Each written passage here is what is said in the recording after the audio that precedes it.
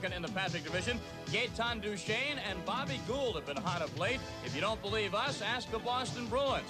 Just last Sunday afternoon at the Capitol Center in Landover, Maryland, it was Duchesne and Gould combining for a couple of big goals to beat the Boston Bruins in a one-goal victory for the Washington Capitals.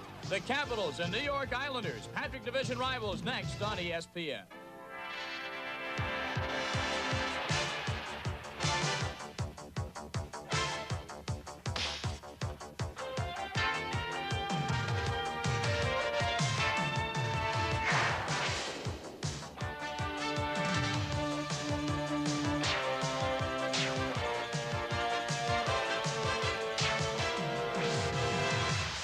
Good evening, everyone, and welcome to the NHL Tonight. Tonight live from the Nassau County Coliseum in Uniondale, Long Island, the New York Islanders hosting the Washington Capitals. I'm Tom Mees. I'll be your host throughout the evening. In our studio, and a matchup, the Islanders and Caps, two teams with a lot of explosive scores, and Ken Wilson and Bill Clement. This game very important in the Patrick division standings.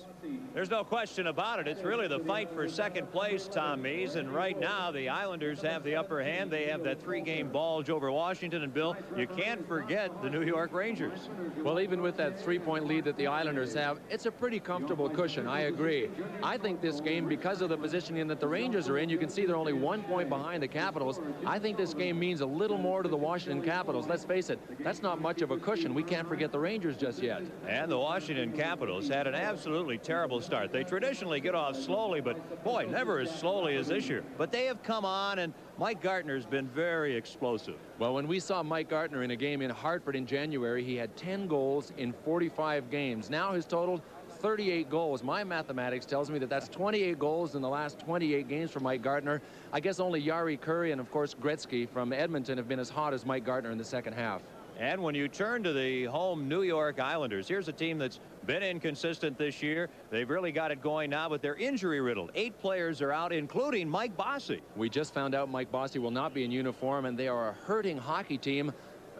It's terrible that it happened to them. They have no firepower now. Pat Lafontaine is going to loom large tonight because of Mike Bossy not being here, and that frees up Washington's checking line to do a little scoring, too. So it's second place at stake. That's what they're fighting for here in Long Island tonight, Tom Mees.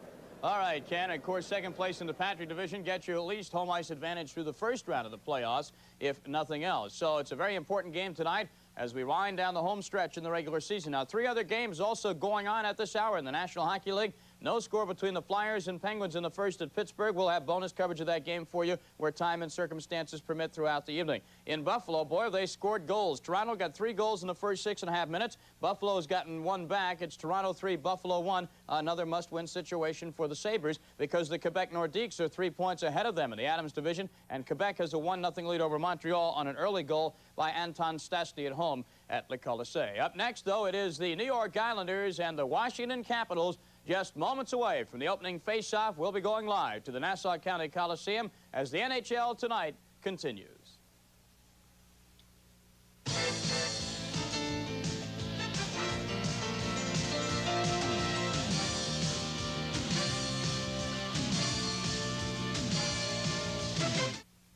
You won't believe what's happening inside your muffler.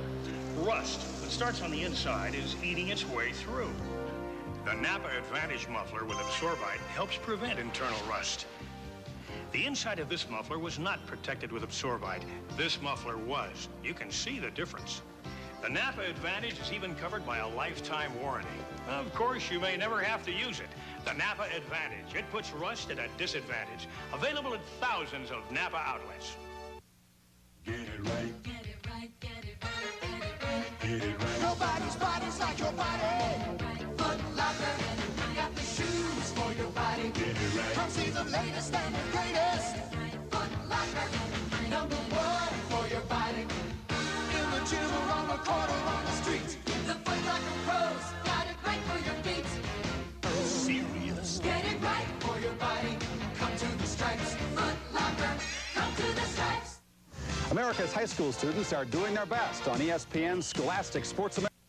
I'm Chris Fowler. Please join me every Saturday, 6:30 Eastern on ESPN. This year, we're talking pennant. We've got the best pitching. We're stronger up the middle. Think it's too early to be talking baseball? Not if you're a real fan. And here's where real fans will follow up on those preseason predictions. The Sporting News, the first and best news weekly in all of sports. The only one that brings you complete, in-depth coverage every week. Information you can't get anywhere else. Follow your favorite players and teams in the Sporting News, the fans' favorite for over 100 years. All the news and stats and standings, everything you want, every week, starting with a big baseball special preview issue. Grab a pencil, and here's a friend with all the details. Call 1-800-592-6000. Save more than half off the single copy price and get 38 issues of the Sporting News for 3 payments of $7.16. That's 48% off the regular price. Plus, the guide to baseball nicknames. Call 1-800-592-6000. The NHL tonight being brought to you by Budweiser, the genuine article, Beechwood Age, for that clean, crisp taste. This Bud's for you. By Isuzu, quality cars and trucks. Isuzu, the first car builders of Japan. And by Castrol, the motor oil engineered for today's smaller cars. That's Castrol.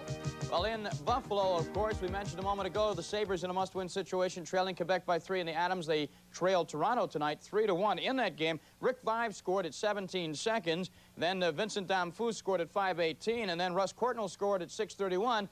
Exit Jacques Cloutier in the nets. Enter Tom Barrasso in the nets for Buffalo. He's held the tide, and Buffalo's come back with a goal of its own.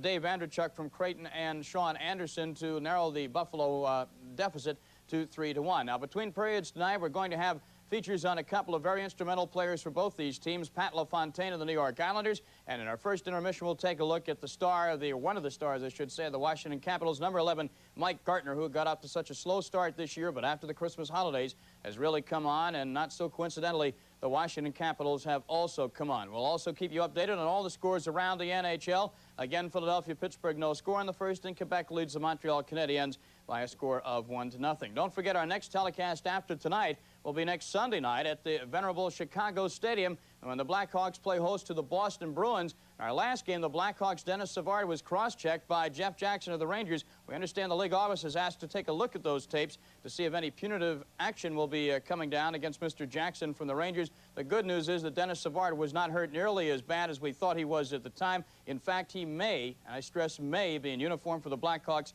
tomorrow night when they host the St. Louis Blues in a very important Norris Division battle. So it's on to Long Island and the Nassau County Coliseum where the New York Islanders and Washington Capitals are set to play. Let's go live now to Ken Wilson and Bill Clement on Long Island. Gentlemen. Please report to the Islanders' office. The starting goalie tonight for the Washington Capitals is Bob Mason. That's kind of a surprise, Ken, in the sense that Pete Peters has carried the load for Washington. Also a surprise because either way, it would have been a surprise. Brian Murray wouldn't tell us today. He wouldn't tell anyone who he was starting. Kelly Rudy, not quite as big a surprise, has played a lot of games for these New York Islanders lately. The referee ready to go. That's Don Koharski. Gerard Gauthier and Mark Perry are the linesmen. Trottier faces off for the New York Islanders against Alan Howard. And with a puck, Randy Boyd of the Islanders shooting it in, and Mason forced to make a save immediately. Puck kept in by Diddick. Now it's Richard Crum, who was not supposed to play. He's been out with a bad knee. Here's Trottier in the corner after the puck. Back to Boyd at the point. He keeps it in. And Larry Murphy comes up with it for Washington. Hands the puck to Brian Trottier. He centers. And coming up with it now is Scott Stevens, who covers up for his defense mate Larry Murphy, who has the puck at center ice. He'll shoot it in, and Rudy leaves it behind the net for Diddick. Now the Caps are changing players. Just 40 seconds gone here in the opening period. This is Boyd, the ex-Penguin and Blackhawk. He's stopped. And a chance now for the Washington Capitals to come back. Gaetan Duchesne shot into the crowd off the stick of Kelly Rudy. There is the referee, Don Koharski. Had a nice chat with Don Koharski this afternoon. Gosh, he's an interesting guy. Not an introvert. Let's say that about Don Koharski. Nice guy. So less than a minute gone here in the first period. The Caps coming to Long Island looking for what would be a key victory. Of course, they swept the Islanders in the first round of the playoffs last spring. And these two teams have played it pretty evenly. here this regular season, each with 2 victories and 1 tie in the 5 meetings to this point. They'll meet one more time yet in Washington in the regular season.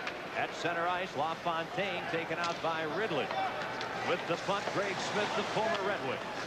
He leaves it, and it's Dave Christian. The University of North Dakota product. Christian has played center and right wing for Washington. He stopped, as was Langway, who really passed it to him, and they tried again and again. Makela stops the Washington Caps. Now Ken Leiter. He's slowed down by Christian, and Christian ends up with a puck. The former Winnipeg Jet shoots it in, and Rudy will play it, and the Caps change on the fly. Gardner scrambling in behind the net. Now Mike Gardner with the puck. Wheels it around his teammate Bob Gould, and here's Leiter, the rookie for the Islanders, trying to get the puck out, and he's unable to. Ari Hanpa gets the puck out of his zone. It's pinned against the boards. Basson held there for the Islanders, and play is stopped as Smith pins Basson against the boards, and there's 18:08 left in the first period. There's Brian Murray, Washington's coach. Had a nice discussion with him today, Ken, about changing early, and I've noticed so far in tonight's game, as we look at Terry Simpson, the Islanders coach, they've really changed quickly. Brian Murray's very conscious of not letting his players overextend themselves early in the game, and I think it's a key, especially at this time of the season. The games get longer and longer, it seems. They're really not. They're only an hour long unless it goes into overtime, but gosh, the legs tend to get a little heavy. You don't want to overextend yourself early because you need some strength at the end of the game. Scott Stevens' blistering shot handcuffs Rudy, but he deflects the puck away. Capitals have been going with 40-second shifts. That's about as long as they want to make them. Bassett gets around Murphy. He centers off Scott Stevens, and now Murphy ends up with a puck. Murphy, a very offensive-minded defenseman, and you see he's had 2 giveaways here in the first period, 1 in each shift that he's had. Stevens tied up along the boards. Good work there by the Islanders. Wayne Sutter, that's what you'd expect to see as a Sutter in a play like that. Boy, this fella Scott Stevens has had a fine second half. Boy, he sure has. What a big, strong guy. He will probably never be the offensive threat that a Paul Coffey or a Ray Bourque will be, but he's excellent offensively, not dynamic in the sense of a Paul Coffey, but defensively he brings something to the game that those guys can't bring. He's a major force out there physically and really likes to throw his weight around. So Scott Stevens is an accomplished two-way defenseman, and he's still got a lot of years to go. And a look at Wayne Sutter. His brother Brent is one of the Islanders that's out with an injury. Brent's out with a leg injury. Dennis Potvin out with a knee injury. Tomas Jansson still recovering from the January auto accident in Detroit. Gord Dineen out with a shoulder injury. Greg Gilbert also out with a bad shoulder. Mike Bossy, as we pointed out with a bad back, a late scratch. And Dale Henry of the Islanders is out with a bad knee. So they got more guys sitting out than playing tonight. There are a few players up from the Springfield Indians, to say the least, for the New York Islanders. Makela trying to center, can't. Then from the point, Boyd, a shot, and Bob Mason makes the save on Randy Boyd. Boy, Lafontaine's got the offensive instincts. When Boyd wound up, Lafontaine timed it, moved right in front of Bob Mason to try in the deflection. Here's Makela having a shot blocked. It'll go to the left to number 8, Randy Boyd. The puck is on edge, but he lets it go. Look at Lafontaine standing right there. I don't believe he touched it. He was certainly in the right position to touch it. Now the faceoff coming up near Bob Mason. And they have a little problem with the ice right in the goal crease. Apparently a little hole there. So the linesmen do more than call offsides and icings and break up disturbances. They have to know a little bit about ice repair. No, Ken, when we talk about the injuries, the Islanders' defensive core really are in a troubled state. Brian Curran is dressed tonight as the 6th defenseman. I don't expect he'll play very much. He has hurt shoulders, both of them. One was in a hit in Pittsburgh a few weeks ago, and the other one in a fight with Terry Carkner of the Rangers. So he's suited up, but there was talk that they were not going to suit up the 6th defenseman and possibly play 5. But in today's day and age, that's almost unheard of. You get into a couple of penalty situations and have a couple of defensemen in the box. So that's one of the areas that is hurting the Islanders most right now, with Thomas Jansson, Dennis Potvin, and Dineen all being out. LaFontaine facing off against Howard. Makela and Hanpa are the wings for LaFontaine. Langway plays the puck around the boards. Gaetan Duchesne tips it back inside the Islanders' blue line. And here's Brian Curran. Getting it up to Makela. Back to Big Brian Curran, the former Boston Bruin. Over to Ken Morrow, his defense mate. Langway to John Blum. University of Michigan product. Blum flips the puck in shy of the red line. And it's touched first by the Capitals. Kelly Miller doing a good job, but Lafontaine gets the puck, gets stuck along the boards, can't clear it out. And finally, the puck sent to center ice. Duchesne over to the captain of the Capitals, Rod Langway. This is Blum. Up to Kelly Miller, the former New York Ranger, and back to the puck is Richard Crom. Crom, the youngster, former Flame, loses the puck. He'll try to stay on side as Makela, who's a very good stick handler, leaves the puck for Ken Leiter. He's unable to center. Here's Crom behind the net, out of the reach of Trottier. And up with the puck comes Greg Adams. Played a bit with the Flyers early in his NHL career, and Greg Adams' shot goes wide.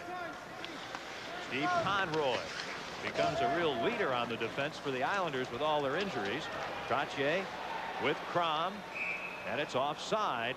New York Islanders on the right wing. Pat Flatley was offside. At Long Island, there's no score. Huyakalea Mumu. Behold the Isuzu Pup, the lowest price truck in America. About $6. Buy a pup now and you can get 3.9% financing or 500 pounds of bananas. Why, I saved enough money to buy this island and all the fish. Penumeli Kiki Bobo. Hurry, 3.9% financing or $500 rebate offer ends soon. Elsewhere in the NHL tonight, Philadelphia, Pittsburgh, no score after 1. Toronto 4, Buffalo 1 after 1. And still in the first, it's Quebec 1, Montreal nothing. Let's go back to Ken Wilson and Bill Clement. All right, Tom Mees. Boyd driving the puck in from center ice around the boards. Diddick unable to get the puck at the right point, primarily because the referee was in the way. Now Boyd to Crom. He's stopped. Howard spun around. Diddick whacks the puck off the boards, and it'll go over the end red line. Murphy back to touch it. Icing is the call against the New York Islanders. One thing, Bill Clement, as these two teams get together, the 6th of 7 meetings, they're very familiar with each other, and I think that we'd probably make the point they're evenly matched, somewhat similar. I think they're very similar. They both have checking lines with a defined role. Basson, Kerr, and Sutter for the Islanders. Gould, Duchesne, and Miller for the Washington Caps, and they basically have a couple of balanced scoring lines. I think if you were going to give one team an advantage, you might have to look to goaltending and how consistent it's been all year long. I think Rudy and Smith have been just a touch better on a consistency basis than Peters and Mason. However, I have to agree, and the points standings would bear that out, that these teams are pretty evenly matched. Puck controlled by the Capitals. Steven, who's on defense with Murphy, shoots it in. Conroy backboard. He's teamed on the Islanders defense with Leiter. Makela gets the puck to Leiter, up the middle to LaFontaine, centering Hanpa and Makela. Scott Stevens ends up with a puck, gets it ahead, and here's a chance for Mike Gartner against Conroy, looking for Christian, and the pass intercepted and cleared out by Leiter. Ken, that's one of the defensive matchups that is kind of unusual, but we'll see most of the night. Every time Mike Gartner, number 11 for the Caps, comes down the right side, expect to see number 33, Steve Conroy, on defense against him. The Islanders, rather than putting a left wing to check Mike Gartner, make sure that Steve Conroy is out there on defense against him. They really have a lot of faith in Conroy to stop Gartner. Gartner on with Christian and Ridley, and now very quickly again the Caps are going to change players. Makela rink wide for Hanpa. He's played his best hockey of the season recently. Hanpa, the youngster from Finland, he's just 21. Rod Langway for the Capitals. Now Pavanka, and Jensen shot stopped. Francis Getty takes a hit from Bob Bassett. Then Dave Jansen comes in, and finally the Islanders control. For the Washington Caps, this line centered by Michael Pavanka is really a fourth line. May not see all that much action. Kerr. Curran up from the defense, leading the attack for New York, just flips the puck in. Dwayne Sutter, Kerr, and Bassett up front for the Islanders, and hitting the post is Dwayne Sutter. And he was really crunched after getting the shot away by Francis Getty. Boyd waiting for his teammates to get on side. This finally clears the puck in, and back for it is Kevin Hatcher on defense with Rod Langway. Both teams changing on the move. Oh, wow. Langway crunched by young Alan Kerr. Here's Gerald Diddick. He takes a shot, no one to pass to. Mason doesn't see the puck, and it's held against the post for a face-off. Oh, a dangerous situation there. Diddick wanted to pass, had to shoot. It was a sharp angle shot, but that is so dangerous at times. The key to those sharp angle shots is either keep them really low or get them really high, and that time he kept it down in Bob Mason's skates, and Mason really lost it. Rod Langway taking one out, but boy, Rod Langway almost ended up in his own bench from that hit from Alan Kerr. And Kerr and Basson have been important young kids for this Islanders team. You mentioned Hanpa being 21. The Islanders have 9 players that are 22 and under, and they are currently the second youngest team in the NHL, although with all of the injuries, I wonder how that's calculated these days with the age. I mean, I can't keep track of it. Now you've got a taxi squad veritably on each club. 6.5 minutes have been played. There's no score. First period.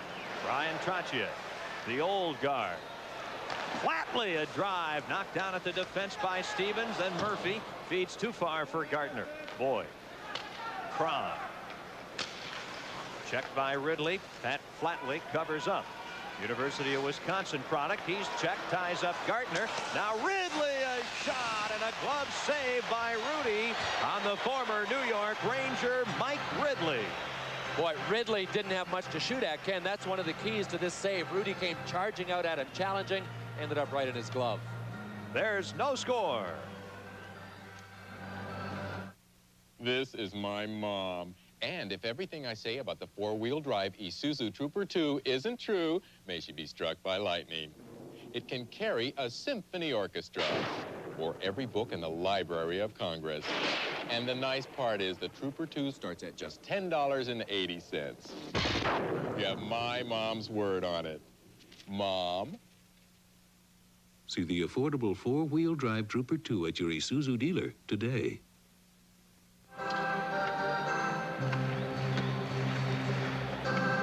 About Kelly Rudy making that save.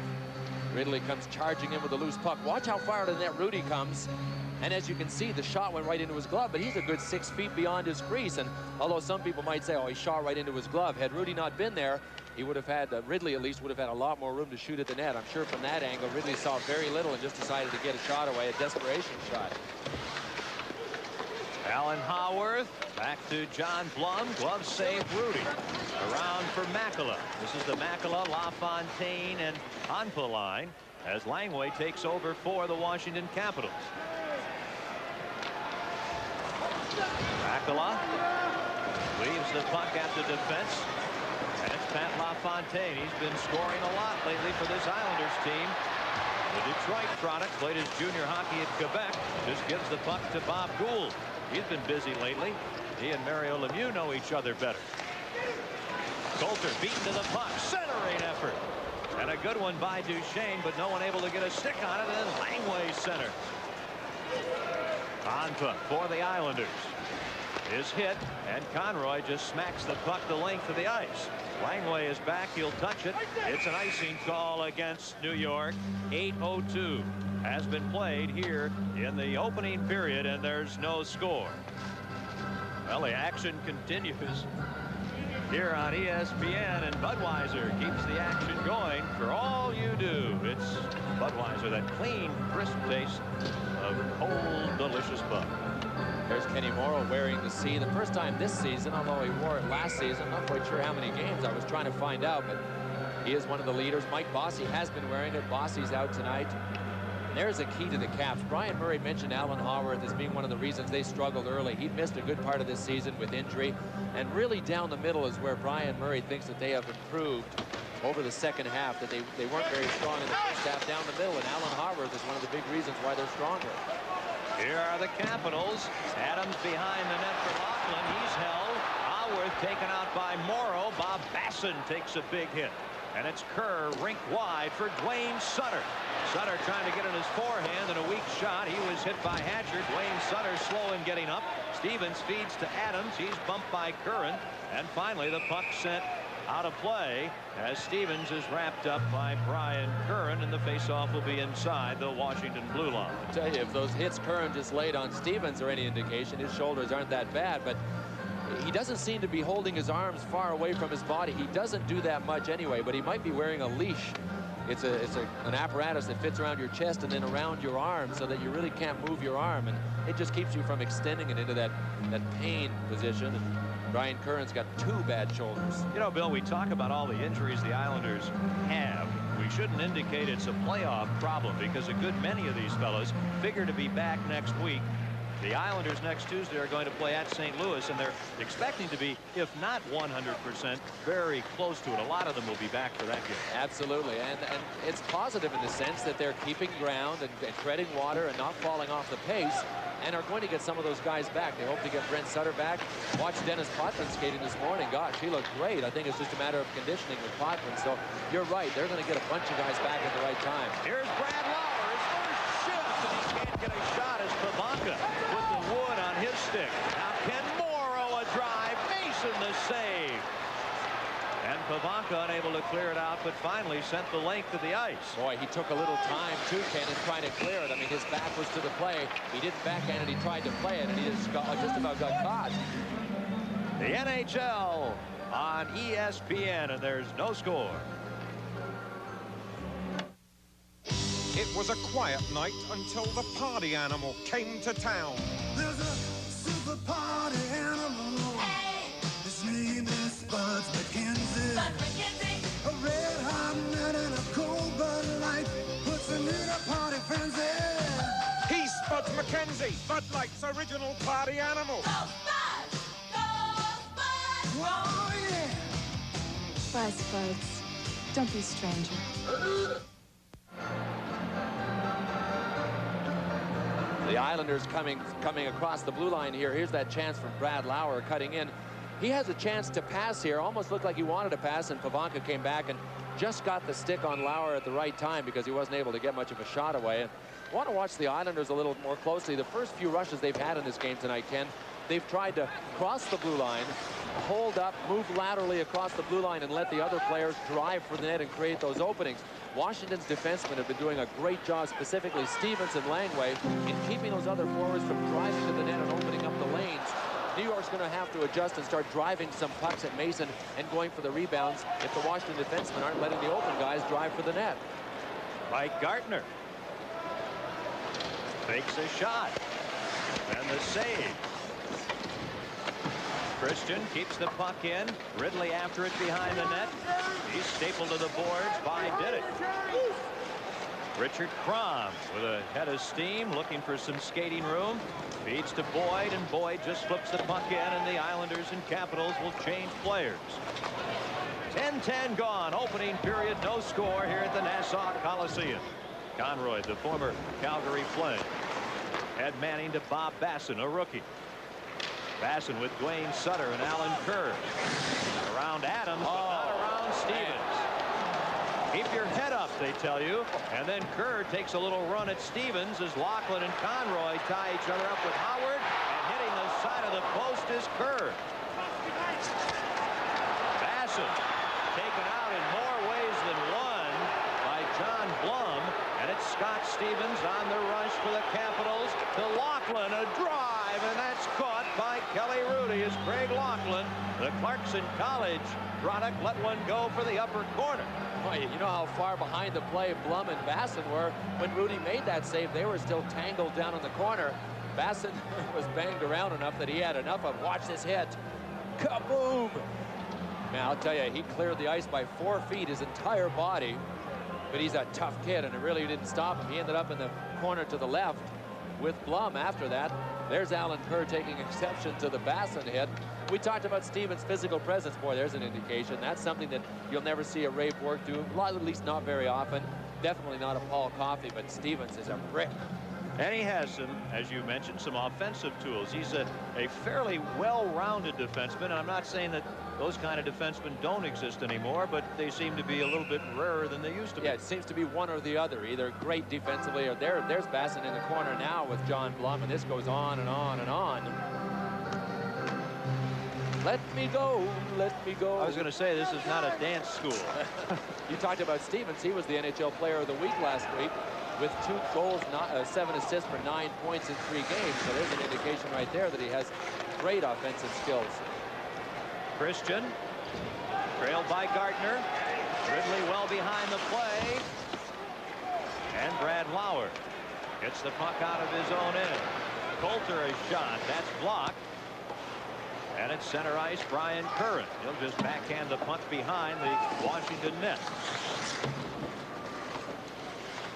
Wood checked along the boards. He's on with Lauer and Coulter for the Islanders. Mike Ridley out to center ice for Washington. Over to Dave Christian. He'll shoot it in. Hanfa. Christian intercepts, takes a hit, and Randy Wood up from Springfield clears the puck away. Ken, and talking about that Bass and Kerr line along with Dwayne Sutter, that was the key that Terry Simpson mentioned to us to the game tonight. He felt that his third line of Bass and Kerr and Dwayne Sutter will be the key in tonight's game. They are going to have to come through and produce for us. Lafontaine check. Comes after the puck. The little fella springs loose. Tohapa hits the post. Makela read it. Mikko Makela hitting the post. He and Hanpa in the corner, and Stevens gets the puck, gives it to Murphy. Gosh, after he hit the post, Mason came sliding across and just about put it in the net himself. That line of LaFontaine, Makela, and Hanpa has been very active in this first period. 7:30 to go, and there's no score here at the Nassau Coliseum on Long Island. Kelly Miller with some strength. Back to the right point. Larry Murphy looking for a screen, and a save by Rudy. Acrobatic save at that. Makela shoots the puck to center ice. Both teams changing. Bob Gould in the middle to Duchesne. Back to Murphy, but he was headed for the net. Dwayne Sutter takes the puck away from Murphy. Trying to get around Langway. A shot, and that goes wide. Gould knocked down by Kerr, who's run into by Francis Getty. Larry Murphy over to Rod Langway. Francis Getty to the net, and Conroy steps in his way. Dwayne Sutter hits a skate. Covering up Steve Conroy, just clears the puck well into the Washington end of the ring. John Blum. He's hit by Dwayne Sutter. Got Stevens. Run by Bassett. Oh, we'll see Michael that. Pivonka. We'll see that confrontation go on all night long with the way Bassett hits and the way Stevens hit. Francis Getty. And that was a pass turned away by Rudy. Then a drive by Stevens knocked down. With Leiter over skating. Pivonka. He's stopped by Rudy. Kerr gets the puck out. He and Stevens bump. After Stevens and Kerr bumped, Stevens went by the Islanders bench, gave them a little shot with his hand, a little fake shot like he was going to come right at them. Here's Randy Wood getting the feed from Coulter. Up to Dwayne Sutter. Back to Randy Wood. In front of the reach of Coulter. David Jensen, the ex-Whaler, gets the puck to center ice. Curran intercepts. Now the bearded Ken Morrow in the middle to Coulter. On the wing to the defenseman Brian Curran. In the middle, Brad Lauer. And the shot blocked by Stevens. And Stevens has been exceptional for the Caps here in the first period. Curran checked by Howard. Howard knocks down Coulter, who holds onto his stick. Curran looking to center. The shot, and Wood fails to deflect it on goal. Greg Adams checked, knocked down by Morrow. Stevens steps in, and play stopped with 5:21 to go in the opening period. And there's no score. Today's small cars are tougher than ever on oil. Their high-compression engines not only rev high, they can run hotter than regular small car engines. Their searing heat can begin to break down an oil immediately. That's why there's Castrol, the only leading motor oil that in every grade provides maximum protection against viscosity and thermal breakdown. So use Castrol before your engine does something to get you heated up. Castrol, engineered for today's smaller cars.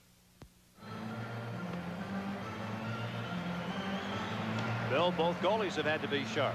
Well, the game started out a little quietly. Here's the shot off the post by Hanpa. You can't see it from this angle, but when Mason slid across, he just about knocked it back into the net. At the other end, watch this blocker save on the shot by Larry Murphy. Kelly Rudy steers it to the right. Boy, Murphy is leading his team in scoring, if that gives you any idea of what kind of offensive shot he's got.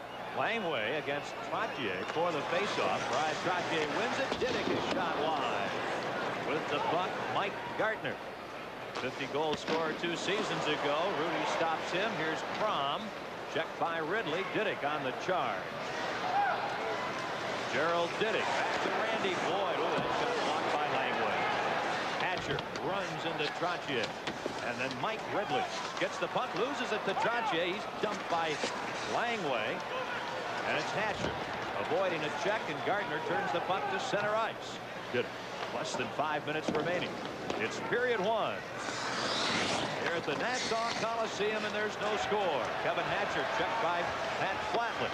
And Trottier tries to center, does, but it's broken up. Christian feeding ahead to Gardner. Gardner looking for some help. The Caps want to change players. And when the players are fresh coming on, just pass it to the front of your bench. And Gould picks it up, and the shot stopped. Mavanka goes down after checking Crom. Trottier dumped. Murphy keeps the puck in, and Conroy tries to get it out and can't. This is Miller. This is Bob Gould. He cannot avoid Diddick. Duchesne checks Kerr. Gets the puck from Diddick out in front, and the shot by Kelly Miller ends up going wide. Murphy again to Miller. Really couldn't get good position on the puck. Then in front, the scramble, and Kerr trying to pull away from Duchesne. And finally, Duchesne heads for the bench. Conroy tips the puck into the Washington zone. 3:40 remaining in this scoreless first period. The second-place Islanders, the third-place Capitals in the tough Patrick division, battling to see which one of them or the New York Rangers will finish in second place and get the home ice advantage in the first round of the playoffs, a best-of-7 round. Greg Laughlin goes down. Brian Curran with a puck. Back to Ken Leiter. He has trouble. Howard center. The shot by Laughlin, and that's blocked. Well, we've seen a lot of defensemen blocking shots in this first period. Alan Kerr. And that shot goes off defenseman Greg Smith, who ends up with a puck. Smith and Blum on defense for Washington. Laughlin leaves the puck for Blum. Washington changing again, and it seems though with his short shifts, that's all they do. Change lines, keeping everybody fresh. Morrow. And Makela stopped. Miller spinning around Curran. Centers, and Morrow clears the area in front of the net. Duchesne over to Langway. And Mikko Makela checked by Gaetan Duchesne. Ken Morrow around the boards for Hanpa. He drifted into the middle. That allows Murphy to pinch in. Curran hands the puck right to Duchesne. To Murphy in front. And Ken Morrow intercepts. Knocks the stick out of Gould's hands. Mikko Makela. Ari Hanpa. Pat Lafontaine. Gardner breaking up that play as Murphy accepts the pass from Langway. Just over 2 minutes to go in the first period. In the corner, Diddick is there first. He's taken out by Christian. Randy Wood wheels it around to Brad Lauer. He's checked by Gardner. Then Wood comes in, takes the puck again. Ridley spins down, and Randy Wood, recently up from Springfield, passes ahead to Lauer. Brad Lauer with the puck and fails to penetrate the Washington defense. 1:40 left. There's no score. First period. Lauer trying to get the puck away from Murphy, and he's unable to. This is Mike Gardner with Christian and Ridley. Islanders are back well. Scott Stevens a shot deflects wide, and Rudy scores, diving to deflect the puck behind Rudy. What a play by Mike Ridley to give the Capitals the lead. Boy, you said it, Ken. He was tied up completely by Randy Boyd, and somehow was not only able to get good wood on the puck. The first thing he had to do was see the puck. It'll go back to Stevens, who let it go on the fly. Watch Christian right in front here, trying for the deflection. It goes off one of the Islanders. And here's Ridley being tied up by Boyd. What a sharp angle. He had, what, said that puck wasn't any more than 6 inches from the goal line. Plus, he was on his backhand and had to make eye contact with it first. Pretty good concentration. That's like a wide receiver in traffic, bringing down the ball. Boy, good goal by Mike Ridley. Mike Ridley, in his rookie season with the Rangers, had 22 goals. That is his 30th goal this season. Puck bounces by Mason. Just over a minute to go in the first period. Ridley has also surpassed his point total from last year with the Rangers, and he was the Rangers' leading scorer last year. He kind of came out of nowhere to burst on the NHL scene. Trottier avoids Adams. Howard plays the puck around the boards, and Lockwood shoots it down the ice with less than a minute to go in the period. It's 1-0 Capitals. Mike Ridley with his 30th goal of the season. Adams takes the puck away from Crom, flips it in, and the Caps send out fresh players. Pass for Crom too far. Hatcher knocks the puck down, takes Crom out, and allows Kelly Miller to come up with the puck. Over to Gaetan Duchesne. Back to Scott Stevens, who checks the clock. 33 seconds remaining. Hatcher up the middle to Gould. Left wing, Gaetan Duchesne, a shot, and Rudy deflects it into the crowd with 26 seconds to go. It's the Capitals 1 and the Islanders. Bruce Willis is Walter Davis. The pressures of business are ruining his day. But tonight, a blind date will destroy his entire life. Attention, everybody. Walter, Fired? Hey, get out of there! Hey! Kim Basinger, Bruce Willis, Moonwalk! and John LaRoquette. I hate that! Blind Date. Rated PG-13. Starts Friday at a theater near you. The goal at 18:36. Stevens and Gartner assist. Ridley his 30th. So we're late in the first period, and it has been a penalty-free first period. And from the early going, the play has really picked up. Really has. I would have thought the intensity would have been there right at the beginning, but I think it took the Basson-Stevens back and forth hitting to get things going, and this play seems to be far more intense now. And when we talk about these teams being so evenly matched, another thing that they have in common, Ken, is that they both can check very well and play solid defense. And they're so closely matched that I think this game tonight might go down to the individual confrontation.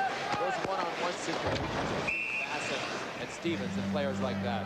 Gardner really smashed to the boards by Curran after his shot as Rudy holds on with 2 seconds remaining. There's the goal scorer, Mike Ridley.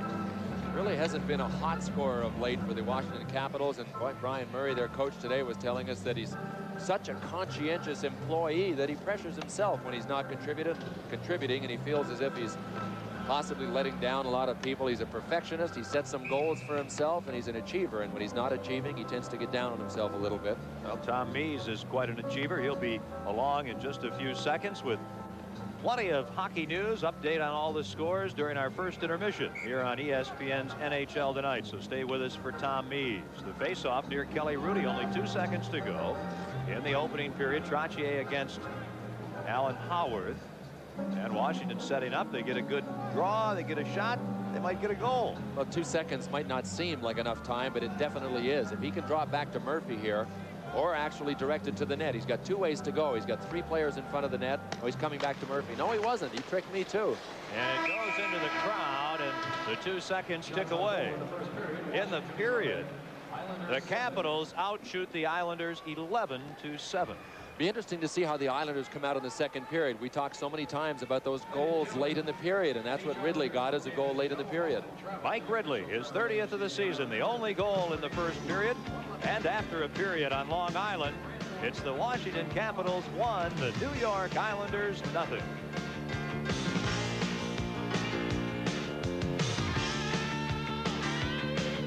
Professionals know how to take care of their cars, no matter how they have to use them.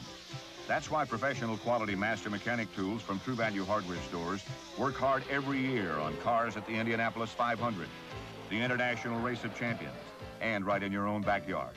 Because every professional knows that master mechanic quality can put one engine over and above the rest. Get the tools backed by an exclusive customer satisfaction policy from True Value hardware stores and home centers. The American Express card contains a single word that makes every other card seem like just a piece of plastic. Member. I seem to have lost my wallet. To us, Stephen Gardner is a member. Mr. Gardner, I can have a new card for you by tomorrow. And at American Express, our card members are entitled to a world of privileges.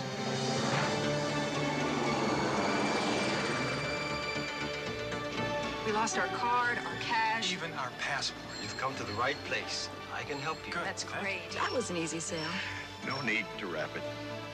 I think I can fix it, honey. That's why I got buyer's assurance. Hello, American Express. I left my prescription medicine at home. Don't worry. Global Assist can help. Bangkok today. Yeah, I'm packed. Members carry our promise of respect, recognition, unsurpassed personal service. Membership has its privileges.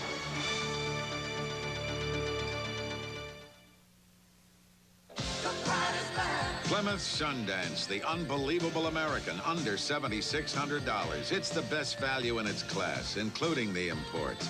Sundance, with 47 standard features to excite you, front-wheel drive to move you, a new 7-year or 70,000-mile protection plan to assure you. Plymouth Sundance, the unbelievable American. The pride is back, born in America again.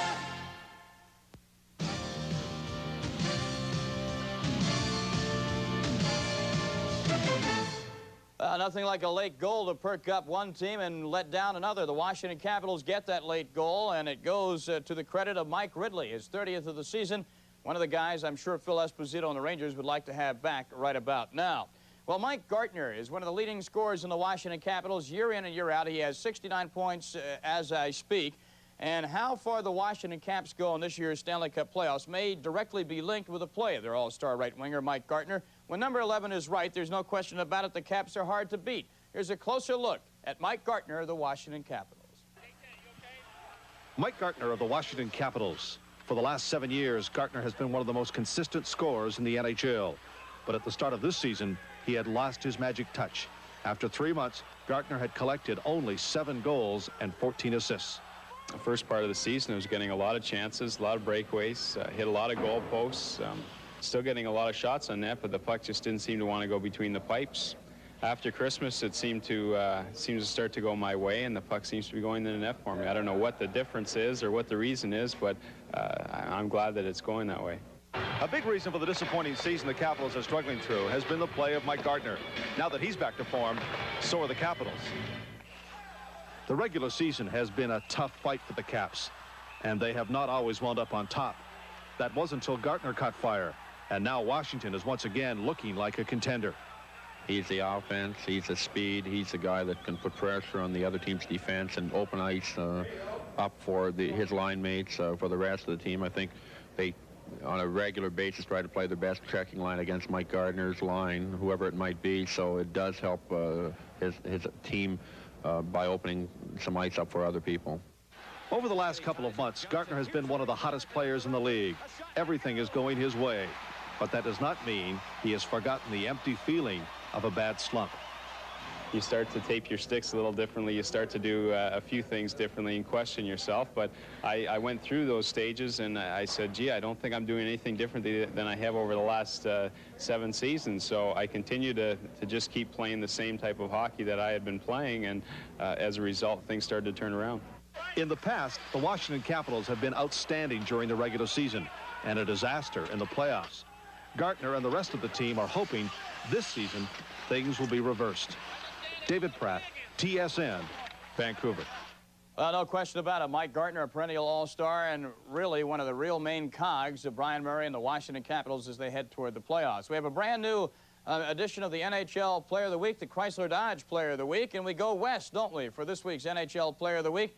A member of the Los Angeles Kings and one of the most prolific goal scorers for the Kings year in and year out. Speaking of number 9, Bernie Nichols, who racked up his 30th goal of the season on Sunday afternoon in Hartford off of this rebound in front of goaltender Steve Weeks. Bernie Nichols of the LA Kings, the Chrysler Dodge Player of the Week in 4 games, 6 goals and 2 assists. Nichols is hot.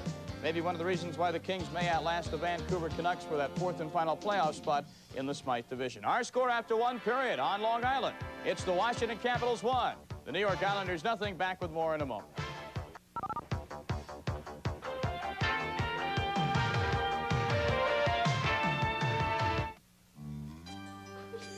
Do I have to be a mom today? Coast, the scent opens your eyes. Coast lather, and you realize that Coast is the way to make you feel alive. Coast, feel alive. Hey, I was just warming up. Feel alive with Coast.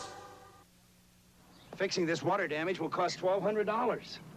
Could I have prevented it? You could with Thompson's Water Seal. This water damage is going to run $750. What would have stopped it?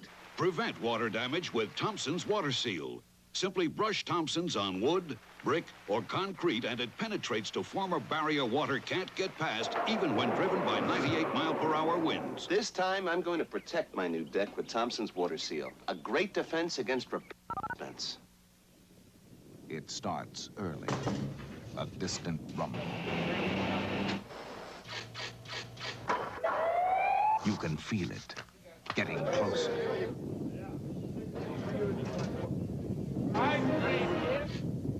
Magical, unstoppable.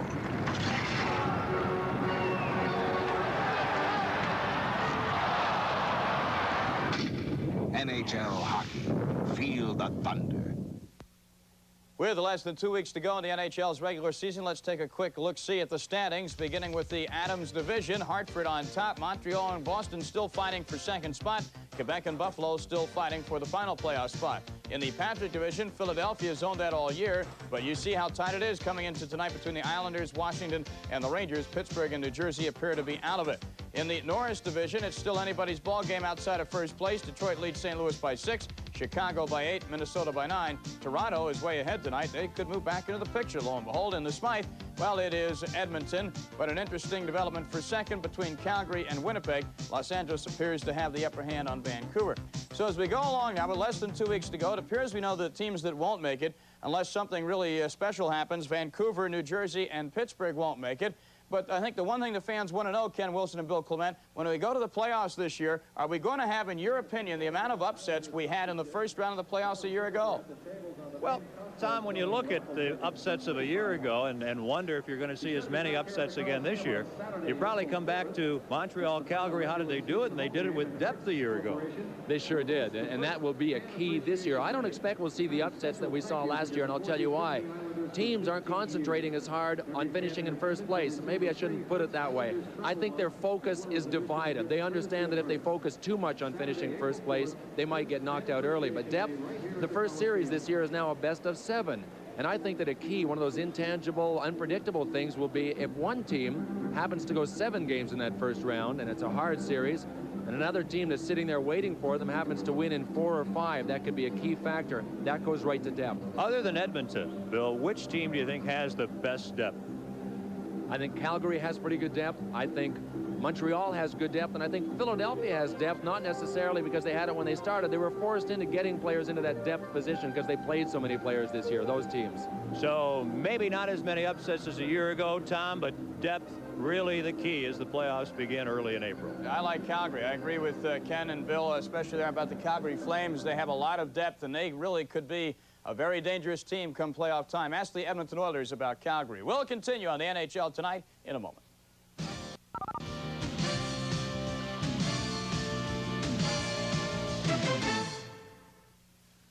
Pete Rose just got tough. 'Cause now I use Tegrin. Tegrin medicated shampoo. No more pretty shampoos for me. Tegrin's tougher than Head and Shoulders.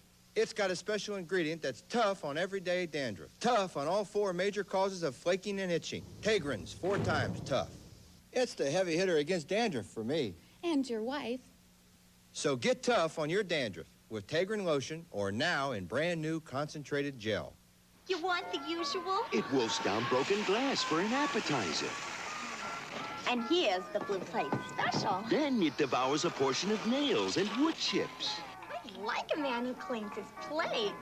Have a drink. This insatiable appetite belongs to Shop Vac, the powerful wet and dry vacuum that cleans messes which would kill an ordinary vacuum. There's only one Shop Vac, so if it doesn't say Shop Vac, keep shopping. Anything else, big boy?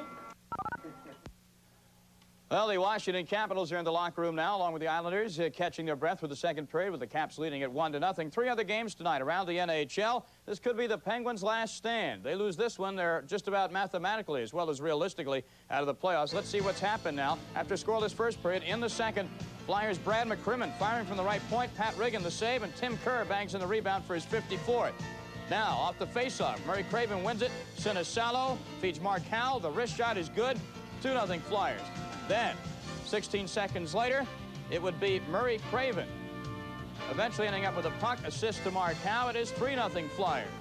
And right now it is 3-1. Willie Lindstrom has just scored for Pittsburgh, but Philly in control in that game. Other scores tonight, Toronto and Buffalo. In the second period, it's Toronto 4, Buffalo 2. Maybe the last stand for the Sabres as well. At Le Colisée in Quebec City, the Nordiques have taken a 2-1 lead over Montreal and a goal by Michel Goulet. Into the second period, a very important game for the Nordiques as they try and get in the playoffs and avoid finishing out and behind Buffalo. Now, in our game, of course, there have been a lot of outstanding plays by the goaltenders, but only one goal as Mike Ridley scored his 30th of the year for the Washington Capitals. Here it comes. Mike Gartner takes the shot. Rather, I'm sorry, this is a save by Kelly Rudy early on against Mike Gartner. And we'll go to other action from the first period. Islanders with the puck. Pat LaFontaine finds Ari Hanpa at the faceoff circle. Look at this. Bob Mason the save for a moment. He didn't realize where the puck was. And now Mike Gartner with the shot. Mike Ridley coming up with it to the left of Kelly Rudy, and from a very bad angle putting it in. So it is 1-0, the Capitals, pardon me, on top of the Islanders in our first intermission. Now for the beginning of the extended edition of the Bud Light Hockey News this week.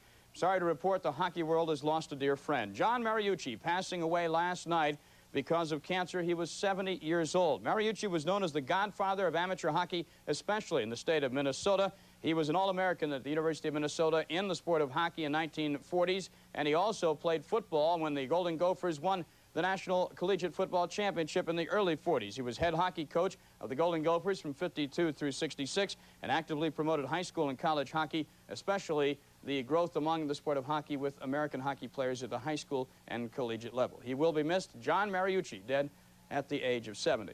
And the NHL tonight will continue with more in the Bud Light Hockey News in a moment.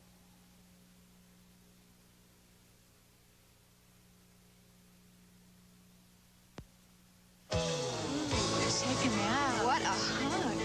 Get a load of him. Well, there's a super party animal. His name is Spuds McKenzie. With a beach in sight and a cold Bud Light, he's in the party frenzy. He's Spuds McKenzie, one party-loving, happening dude. Go Spuds, go Spuds, go. Bye, Spuds. Call me. Go Spuds, go.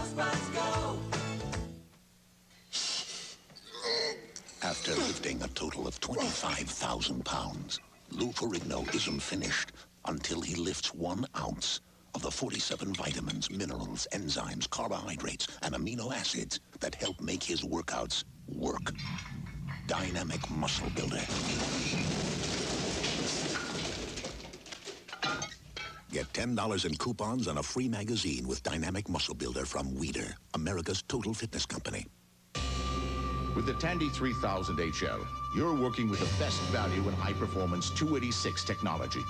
You can expand with a multitude of powerful options, even the ability to communicate with other PCs in your office work group. Add the strength of a professional network of service and support, and you have the best working for you. The extraordinarily affordable Tandy 3000 HL at Radio Shack Computer Centers. In business, for business.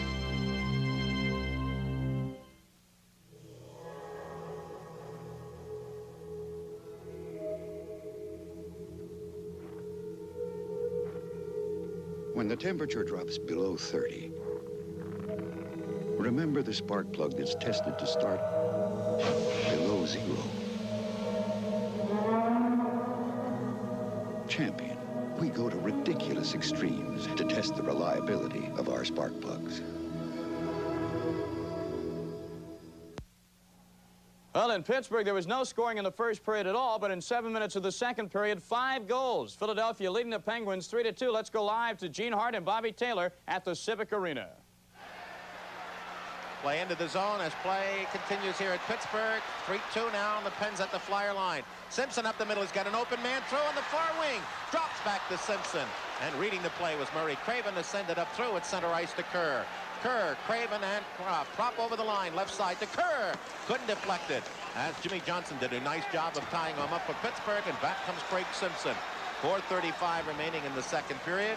We were scoreless until the 6-minute mark of this period. Flyers get 3 in less than 3 minutes. The Pens come back for a quick 2. The 5 goals scored in 5 minutes, 55 seconds, and we have a 1-goal hockey game. Philadelphia puts it to center, and it scoots past Johnson deep in the Pittsburgh end. Johnson on with Hillier. Mo Mantler hurt in this period. Does not return to the bench. Flyers Howe slaps it at the blue line to keep it in. Rolls it offensive right corner. Sinisala's there with Johnson. Swings away behind the net to Craven. Craven to the near side. He's hawked nicely and taken off by Hillier. Then it's behind to Berube. Berube out. Looks. Has it in the right corner. Puts it in on the net. And it just trickled through goaltender Riggin. And on the second try, the Pens dig it out and send it to center ice. Howe through. Turned by Craven at the Pittsburgh line. Slaps it in shallow off the stick of Cunneyworth, who retrieved and goes up at center ice. Flyers knock it down. Back by Derek Smith to Howe in his zone. Howe looks up the middle. Little pass, trying to skip it through. Cunneyworth, who picks it off and then loses it at center. And Dave Brown is able to drive it in to the right of Riggin. Brown out there with Derek Smith, and the Pens try to get it out of the zone and do quickly. Philadelphia puts it back in, and they have to skate back out of the zone lest they be offside, and that allows Pittsburgh free access at the puck. With 3 minutes and 15 seconds remaining, second period, 3-2. Penetrating into the left corner is Lemieux. Side of the net, shot. And Thresh, a fine save as Lemieux, for the first time in 5 periods in these last 2 days, is directly involved, heavily involved. Now over the line, Lindsey Carson looks with a drive. It hits a skate right in front to Brown, and his shot deflected up into the end seats off defenseman Busquets. 2:56 remaining in the third period, second period. So it is 3-2 Philadelphia late in the second period. Time now for the extended edition of the Bud Light Hockey News to resume, and we have to now have a happy story. Congratulations to NHL President John Ziegler. Mr. Ziegler has been elected to the Executives section of the Hockey Hall of Fame in Toronto. Ziegler has been the NHL president, of course, since 1977. Is a 57 graduate of the University of Michigan. Mr. Ziegler previously served as chairman of the NHL Board of Governors for a time and joins previous NHL presidents Frank Calder, Red Dutton, and Clarence Campbell in the Hockey Hall of Fame. And the St. Louis Blues tell us today the right winger Mark Hunter will be out of action for a minimum of 5 days with a shoulder injury. The announcement was made after Hunter was examined by an orthopedic surgeon today. The injury was a strain between the joint of the shoulder and the breastbone. Hunter's condition will be reevaluated on Thursday. Let's run down the scores from the other 3 games tonight in the NHL. As we just saw, the Flyers lead the Penguins 3-2. Pittsburgh trying to make a last stand tonight at home to stay mathematically in the playoff chase. Elsewhere around the NHL this evening, it's Toronto 4, Buffalo 2 in the second. And in the second period as well, Michel Goulet's goal has given the Quebec Nordiques a 2-1 lead. Not a victory yet over their arch rivals, the Montreal Canadiens. And our score, after 1 period, the New York Islanders trail the Washington Capitals 1-0 on a goal by Mike Ridley. And the Caps and Islanders just about set for the resumption of action in the second period of play. So with that, let's, without further ado, go back live to the Nassau County Coliseum. Ken Wilson and Bill Clement.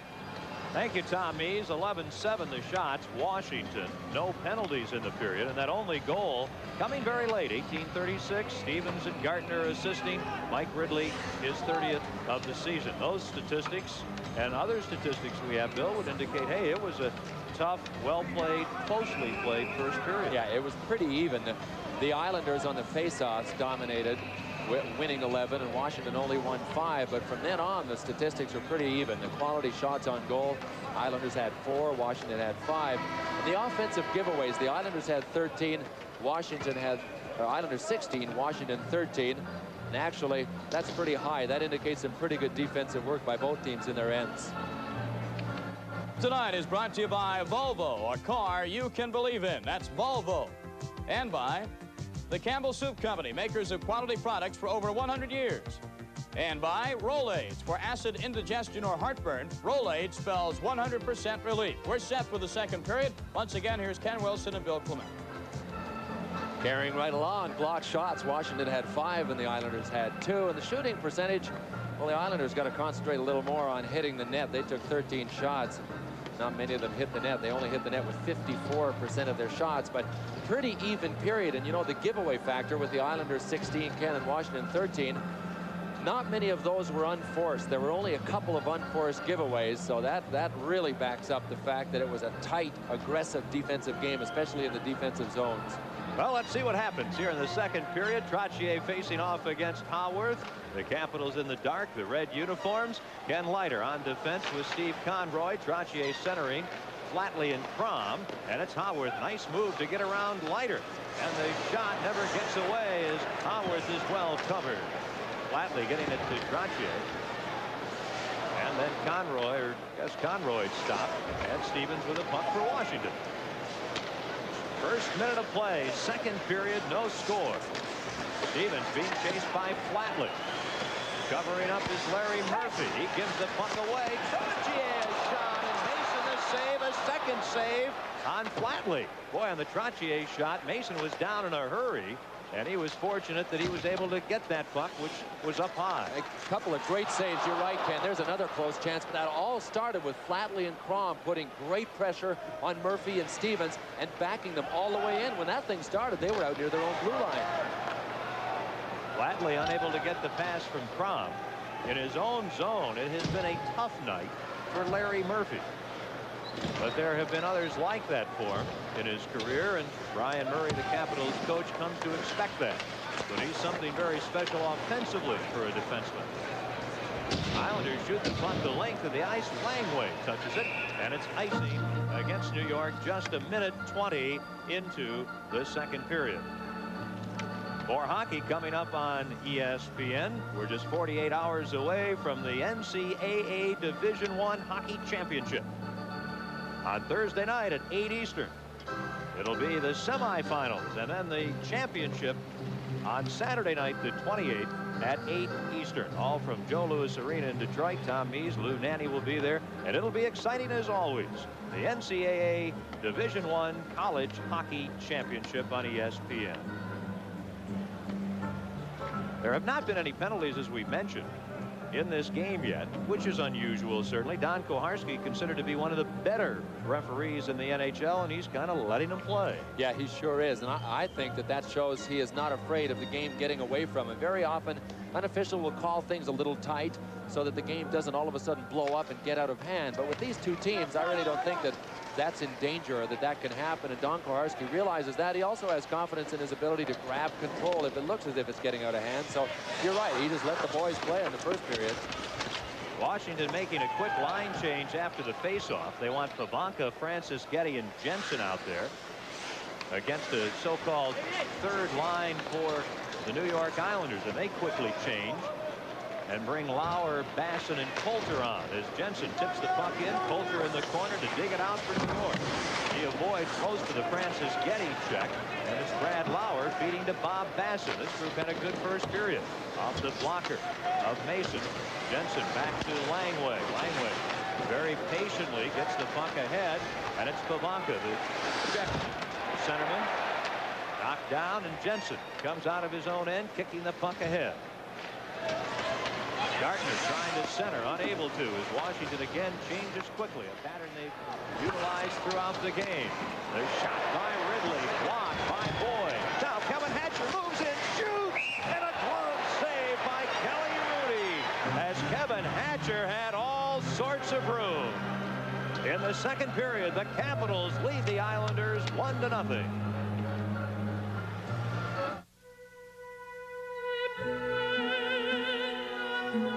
The 1946 MG. The 1957 Thunderbird. The 1987 Volvo 740 Turbo. A collector's item you can drive every day.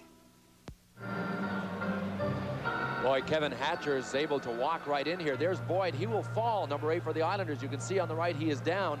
That allows Kevin Hatcher to walk in and get pretty good wood on a shot that Kelly Rudy snags down low. 2.5 minutes have been played in the second period at the Nassau Coliseum, Long Island, New York, and the Islanders trailing 1-0. The Islanders coming in, playing very well, and they lose the puck there, and Ridley stopped, and then the shot wide by Christian. Stevens, a shot trickles to goaltender Kelly Rudy. Christian trying to center, can't. Trottier with the puck, Flatley without a stick. Trottier, boy, really showing some sense, decides to restart the play so Flatley can get a new stick. The play broken up. Christian spun off balance. Trottier trying to give the puck to Flatley, and Christian intercepts and passes it ahead. Rudy has to play the puck for the Islanders. Hands it right to Mike Gardner. He shoots, and Boyd blocks the Gardner shot. Boy, what a dangerous play. Kelly Rudy had Boyd coming back to pick up the puck. Diddick was there. He decided to rifle it off the boards. They got to communicate out there verbally. Islanders in the last couple of shifts have had a tough time with a puck in their own end. 1-0. Capitals lead it. Fire the puck back in. Diddick with it. He's on defense with Boyd. Islanders ready to change players as Tranchier backhands the puck in. And the play whistled down offside New York. So there'll be a neutral faceoff. Barry Simpson has had to be a very, very patient coach, and I think from our first meeting with him, Bill, at the start of the year, you could tell he was going to, if nothing else, be patient. He certainly has been patient. You know who else has been patient? Brian Murray. This man and the entire Washington Capitals organization. Gosh, they took Bobby Carpenter out of the lineup, and David Poile patiently traded him to the New York Rangers, and that was one of the keys that Brian Murray thinks to their second half, is the trade that they made acquiring Kelly Miller along with Mike Ridley. And of course, Bobby Gould, number 23, has come on and had his best statistical season for the Caps. So a lot of factors have straightened them around, but that trade was one of the biggest earlier in the season. Islanders with a puck. They trail 1-0. One of the keys really is the fact that there haven't been any penalties, and it hurts the Islanders because the Islanders have one of the best power plays in the NHL. Right there, New York called for icing. It's the Capitals 1, the Islanders no score. You Earth people keep stars in a bowl? Campbell's chicken and star soup. Why do you put stars where you speak? That's the way we eat. Mouth. This is the way we eat. Campbell's tastes good. Fun. Kids may be different, but Campbell's knows what they love. That's why we have 6 delicious soups for kids. If you eat where you speak, do you drink where you listen? Campbell's soup is good food. Langway with the puck for Washington, dumping it behind the net. Kelly Miller being checked by Conroy. Basson steps in front. A penalty coming up as Gaetan Duchesne and Kelly Miller trying to come in front. To the bench goes Mason. The shot by Gould and the save. And the New York Islanders, who have had some tough going in their own zone here in the second period, finally are penalized, and that'll give Washington the man advantage. And it was only because of the hard work of Kelly Miller that that penalty ended up being called. So the penalty coming up to the Islanders, Steve Conroy, to break in the action, and the Capitals lead the Islanders 1-0.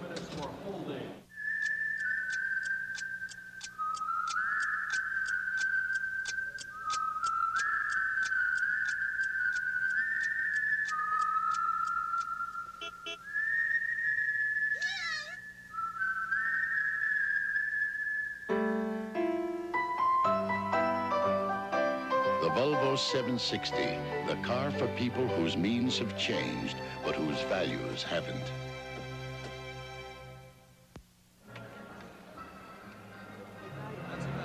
Conroy to holding penalty at 4:11 here in the second period. Washington, the 20th rated power play on the road in the league, 18th overall, and they've had a very tough time against the Islanders when they've had the power play throughout the season. So this is really not that big an advantage for the Washington Caps. Well, if it's any sign of good news, it's been going a little better lately, according to their staff, than it was earlier in the season. And one of their problems, and it makes a lot of sense, they were in such trouble in the early part of the season that they had to mix up their front lines. They were juggling and mixing and everything. They just didn't have a chance to get the power play units together. Well, we have the chance. Let's go to Tom Mees. All right, Ken Wilson in Pittsburgh. The Penguins have come back to make a game of it. Watch now is behind the net. Randy Cunneyworth centering pass off the skate of Terry Ruskowski beats Chico Resch. 3-2 Philadelphia over Pittsburgh after 2. Elsewhere, Toronto leads Buffalo tonight in the second period 4-2, and Montreal on 2 goals by Mike McPhee has taken a 3-2 lead at Quebec in the second period. Ken? I'm talking about Pittsburgh and Philadelphia. Tom talking about them playing tonight and a tight contest there. You know, you really say, what are Pittsburgh's chances of gaining a playoff spot? If the Rangers go 3-3 in their remaining games, Pittsburgh would have to win all of their remaining games, all half dozen of them, to finish ahead of the Rangers. So I guess that's somewhere not quite as good as slim and none for the Penguins' chances of getting the final playoff spot in the Patrick division. 1:18 to go, and the Islanders penalty. They get the puck out. Stevens shoots the puck ahead. Craig Laughlin Back to Larry Murphy. His pass for Stevens broken up. So it's Murphy and Stevens on the points. And behind the play, there'll be a penalty called. Rudy is down, very dazed, in goal for the New York Islanders. And an interference penalty is going to be called against the Washington Capitals. Greg Adams and both teams will be shorthanded. And it was kind of out of the play, so much so that you saw Brian Murray. He's not arguing the call at all, because I'm sure he didn't see it. The play had come outside of the blue line when Don Kucharski made the call. Larry Murphy had made a bad pass, and everybody was backpedaling when Adams ran into Rudy. And Adams is talking to Kucharski, who's only about 10 or 12 feet away from him right now. That takes care of the Capitals' power play in a hurry. 1:05 until Conroy comes back on, and then we'll see the Islanders with a 55-second man advantage.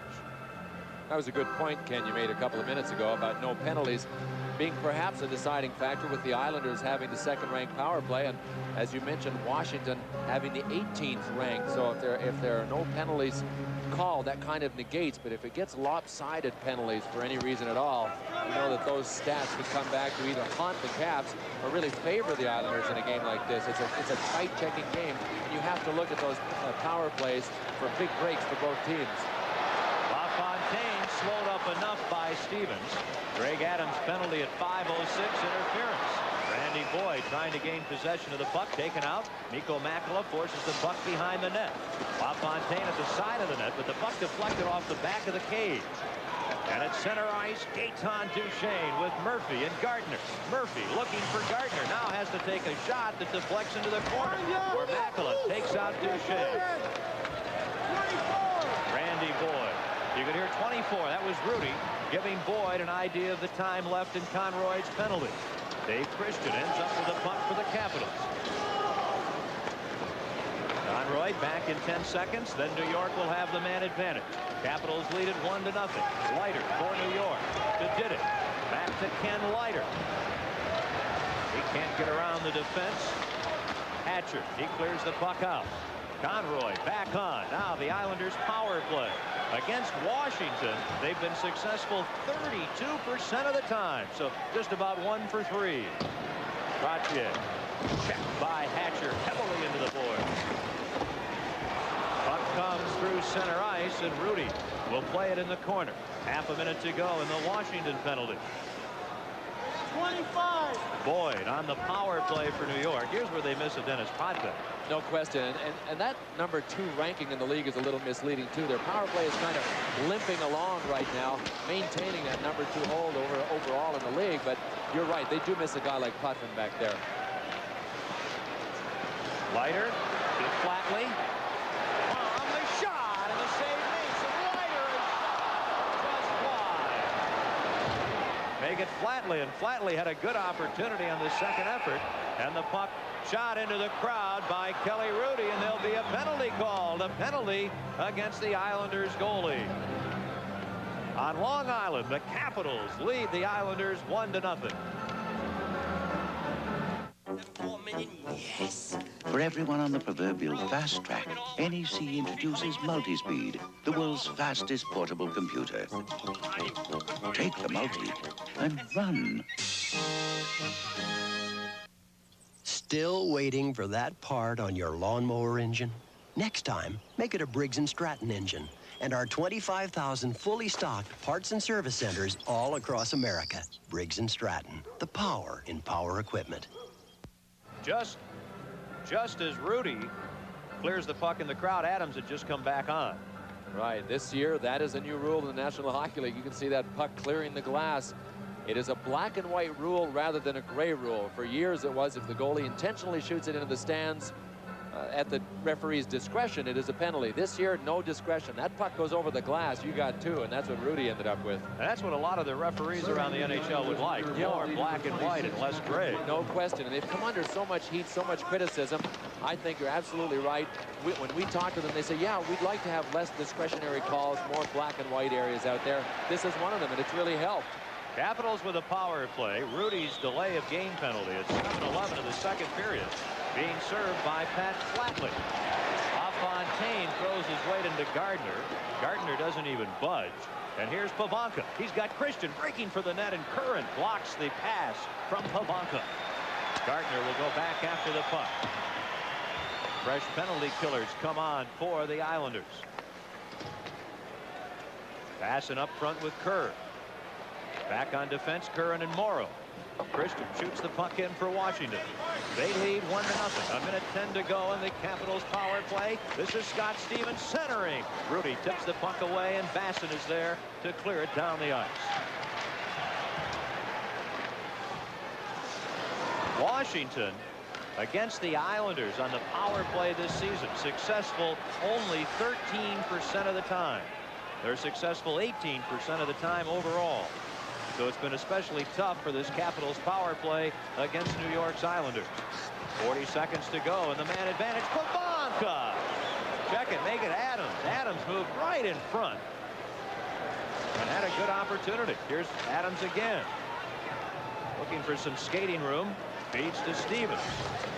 Stevens and Murphy on defense. Howarth with Lachlan and Adams. Now Larry Murphy in the race shot. Knocked down by Rudy. Lachlan, a shot blocked. Boy, he threw that trapper up. Back to the point. Murphy. Shot blocked by Neil Cloder. Fowler spun around. And here is Didick. His pass knocked down by Stevens. Islanders back at full strength. Greg Adams around Curran, moves in again, and he can't get the shot away. Bob Gould, rink wide for Kelly Miller, too far. Matt LaFontaine takes possession. Feeds to Flatley, gets the puck right back. LaFontaine to Flatley. Gould is after him. Flatley to the right point to Leiter. Just forced to play the puck into an open corner. John Blum for Washington. Up to Miller. He gets the puck out of race, and Leiter gets to the puck first. He takes out Gould and back to cover up Steve Conroy. 1-0. Caps lead the Islanders. 10:05 remaining, second period. Wayne Sutter. He's got Lauer breaking in front. Can't get the pass in front. And Pavanka with it for the Capitals. Out to Duchesne. And Dwayne Sutter and Pavanka mix it up as the Caps control the puck. Ron Langway. Out to Gaetan Duchesne. He just tips the puck in. It's an icing if it goes wide, and it goes through the crease. No icing. And Rudy complaining with linesman Gerard Gauthier. Brad Lauer stopped by Hatcher. Randy Wood for New York shoots the puck in. Langway checked by Dwayne Sutter. Hatcher covers up. Second period has been scoreless. The only goal at 18:36 of the first period. Ridley is 30th for the Capitals. Just over 9 minutes to go in this middle period. The Capitals overall have outshot the Islanders 14-11. Kevin Hatcher, the gigantic young Washington defenseman, playing the puck in. Back court, Gerald Didick. Ooh, and he's hit by Francis Getty. Crom leaves the puck for Hatcher. His shot blocked by Tarchier. In front, there'll be a penalty. Didick mixing it up with Francis Getty. And there'll be a penalty called, a high sticking call. 8:52 to go in the second period, and the Capitals lead it 1-0.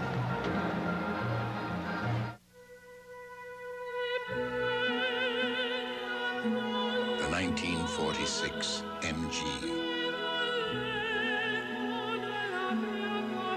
The 1957 Thunderbird. The 1987 Volvo 740 Turbo. A collector's item you can drive every day.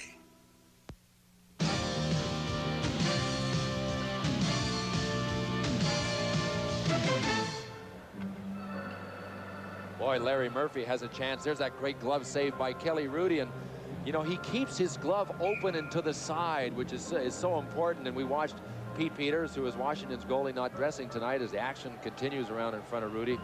He tends to keep his glove in a lot closer to his body, and you have to wonder if a goalie could get to a shot like that if he doesn't hold his glove out there. Rudy was well positioned and was able to make the glove save.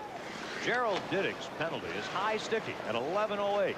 So the Islanders shorthanded. Caps with a man advantage again. Murphy just shoots it in. He's at the right point. Stevens at the left point. Morrow first man back. Stevens with a puck, keeps it in ahead to Greg Adams. Adams over to Alan Howard.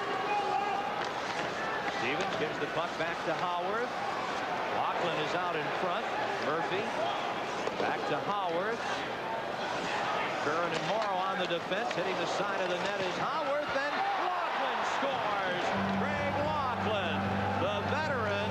This season sort of trickle in, and the Capitals with a power play goal lead 2-0. Ken, he didn't put it where he wanted to either. He had all kinds of net to shoot at. Kelly Hrudey will anticipate the pass here. There's Howard's shot off the post. Now Rudy's not in a bad spot, but he's against the post. Look at him come out, anticipate the pass. What's the #1 rule of goaltending? Don't commit first. He committed to the pass. Howard then had, or at least Laughlin had room. Watch Hrudey on the right of your screen. Go for the pass. And Laughlin, you can see, has the whole gaping net right up above Hrudey, but he ended up putting it between his legs. I was going to say, of all times, to be unable to lift the puck. Right. Well, you take them any way you can get them. That wasn't the prettiest of shots, but he held on to it. That was the key, and he held on to it long enough that Kelly Hrudey committed first. Coming off a 30-goal season, his best. He had 75 points a year ago. Laughlin has his 21st goal, and he has 48 points this season, so he's dropped off quite a bit from a season ago. The Capitals leading 2-0 at Flatwood. Richard Crom. The reach of Conroy. Trottier behind the net for Crom.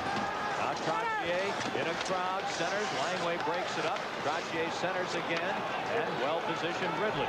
Ahead to Christian. Gartner is on the other wing. He has the puck. Mike Gartner back to Dave Christian in the corner for Ridley. Ridley to Christian, just out of his reach. Caps had a good idea there, but couldn't quite finish off the play. Langway gets in the way to take possession. Again, there the Islanders again coming to the line, trying a kind of a weak crisscross pattern and failing at it. That's what they were doing in the first period, coming to the blue line, trying to beat the Caps, and the Caps were holding them up. The only line for the Islanders that's been dumping it in and chasing it, they've been reasonably successful, that third line, the Basson-Kerr line. Flatley, his shot pass knocked down by Hatcher. 11:48, the time of the Caps goal. Laughlin's 21st from Howard and Murphy. 2-0, Washington. Less than 7 minutes to go in the second period before a now quiet crowd here on Long Island.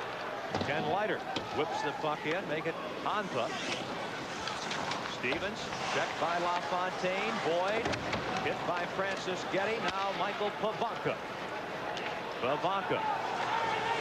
Taken out by Makala. Diddick gets the puck from Honpa. Diddick shoots the puck in from his side of the center red line. Hatcher touches the puck, and it is an icing call against the New York Islanders. The Capitals lead the Islanders 2-0. Even Davy Johnson, manager of the Mets, has days when his pitcher and his stomach balk. Can't believe he walks a leadoff batter. Which is why Davy keeps Rolaids nearby. Rolaids antacid is serious medicine that consumes all the acid required to bring millions 100% relief. I hope he doesn't throw him a fastball. And on days filled with errors and frankfooters, Rolaids relief is what's needed most. I should have gone into golf. Get serious relief. Get Rolaids.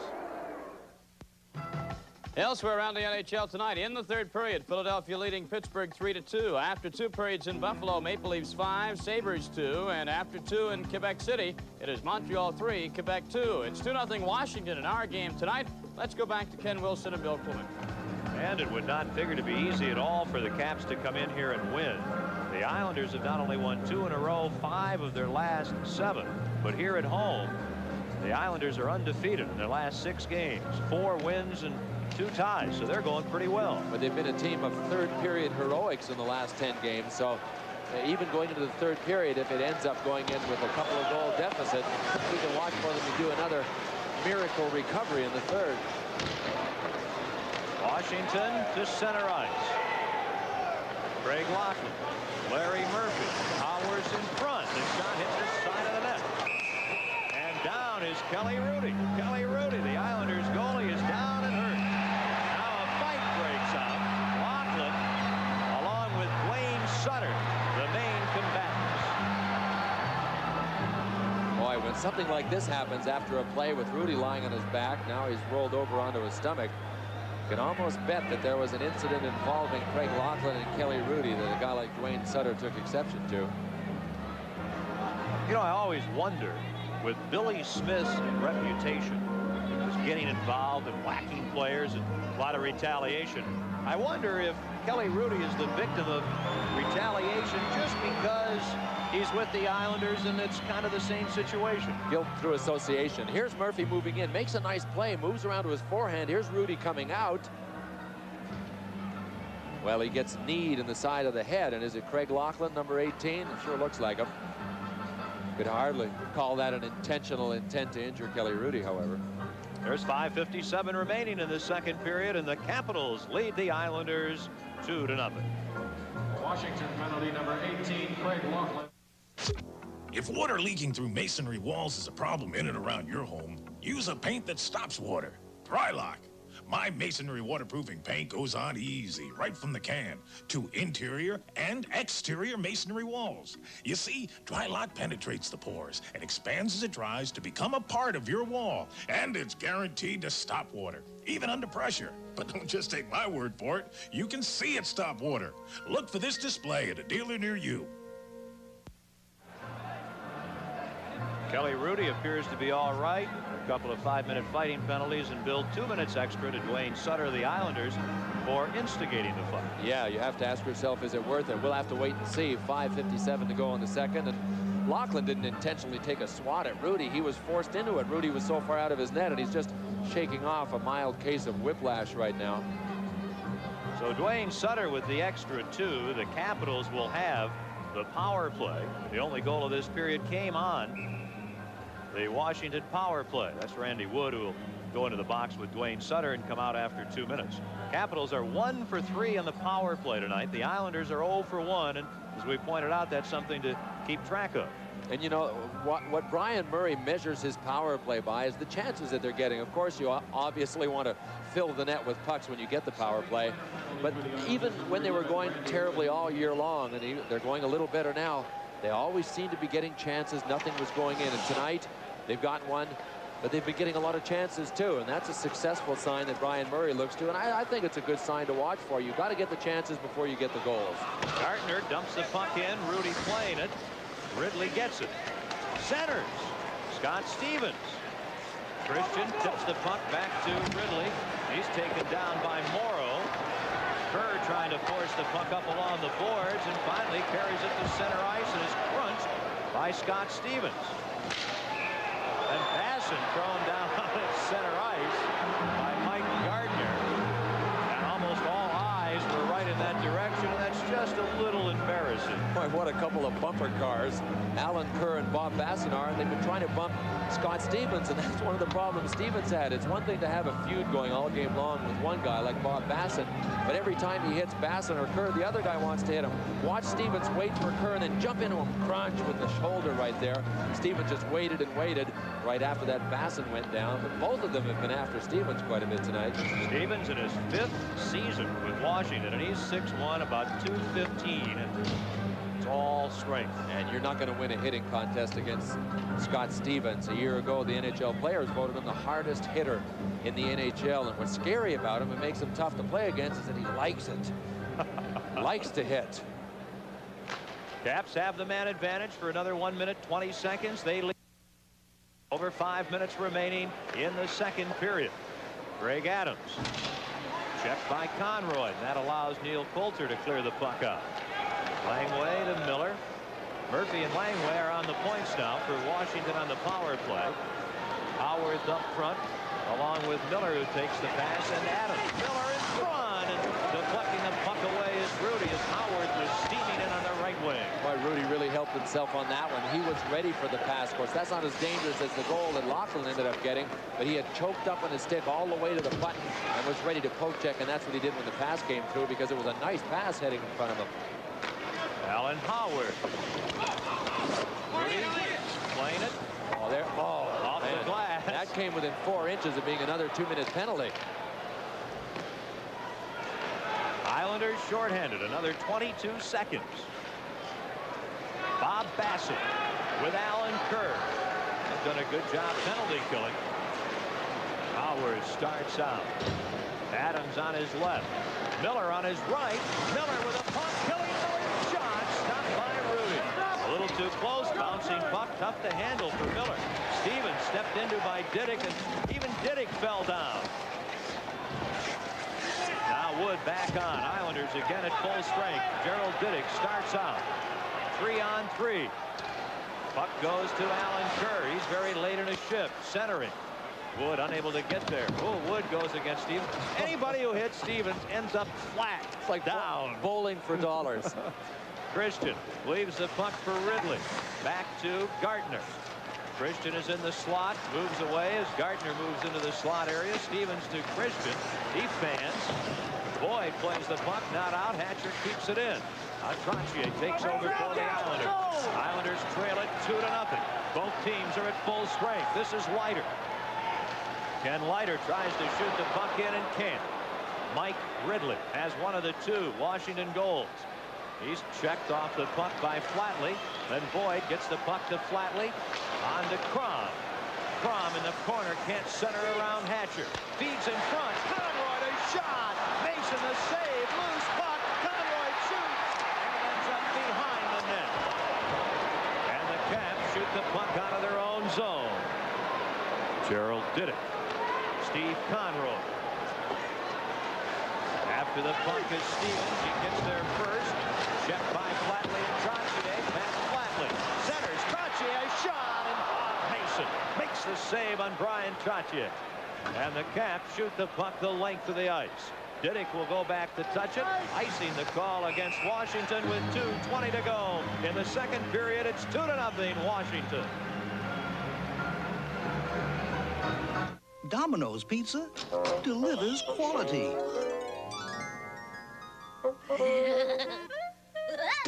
It takes fresh baked quality to avoid the Noid.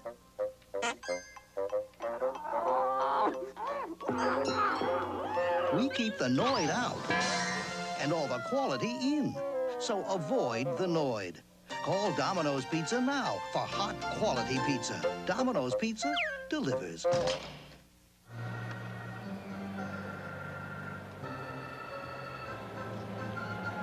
Boy, Bob Mason has sure showed us that he was ready to play tonight. He has been a standout in the Washington goal. Kelly Rudy committing a little early on that one goal, but gosh, this is the time of year when goaltending and those special teams and the ability to check becomes so big. And if Washington can straighten out their goaltending situation and get it steady game after game, I really like their chances in the playoffs, no question, along with the New York Islanders.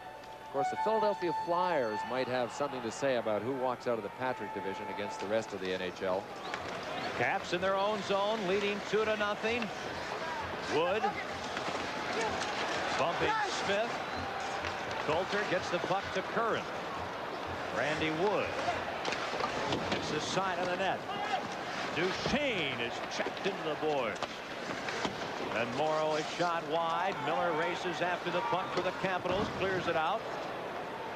And Bob Gould fires it in for Washington, and the Capitals will make a wholesale player change. 1:45, the time remaining in the second period.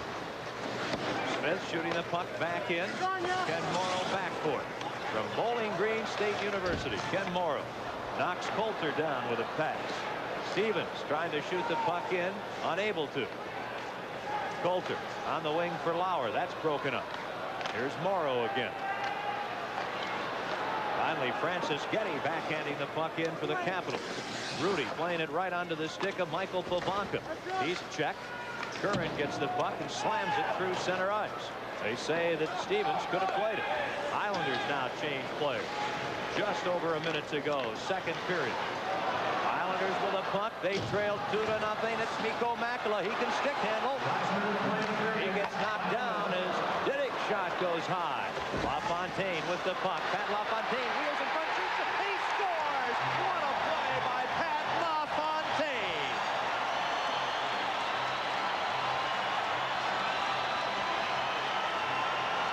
Boy, a couple of different guys had a chance to get him and ended up fishing for the puck. And tonight he's not saving his heroics for the third period. He's starting now. Here he goes. There's one cap, Pavanka. Larry Murphy takes a swipe at him, doesn't even come close to trying to get his body. And Bob Mason is actually in the center of the net, I think, expecting him to continue. Watch Lafontaine, how much room he has to go right up over Mason's side. Mason kind of in the middle of the net, but boy, dipsy-doodling Pat Lafontaine, helped by the fact that neither Michael Pavanka or Larry Murphy wanted to go directly to him and stop him with the body. You give Lafontaine a little time and a little space, and he will burn you. That is his 35th goal of the season. He had 30 goals a year ago. He's only in his early 20s, already in his 4th NHL season. Pat Lafontaine. As we pointed out at the beginning of our telecast here on ESPN tonight, he has been a big factor lately for New York. Well, he sure has. And, we talked to Terry Simpson about 6 weeks ago, Ken, and he said someone on this team is going to have to get us going offensively and carry the load. Pat Lafontaine has stepped forward and done that for the Islanders. 35 seconds remaining in the second period. Langway ahead to Gould with Duchesne and Miller. Kelly Miller, a shot deflects wide. Rudy trying to clear it out, can't. A shot right on, and Kelly Rudy the save on that drive by John Blum. 18 seconds remaining. Makela. Puck deflecting to center ice to Langway. He shoots it right back in with 10 seconds to go. 2-1, Caps lead the Islanders. The goal at 19:08. LaFontaine from Diddick and Makela. Here's Bob Gould, 1 second to go. And Kelly Rudy makes the save on Bob Gould. And LaFontaine mixing it up right in front of the Capitals net. LaFontaine didn't have a stick for the last 30 seconds. There he is picking it up. And boy, did he shadow Gaetan Duchesne. I wonder how Duchesne likes being shadowed. He's usually the shadower, not the shadowee. A tough switch. After 2 periods, the Caps have outshot the Islanders 18-14. After 40 minutes of play, the Washington Capitals lead the New York Islanders by a score of 2-1.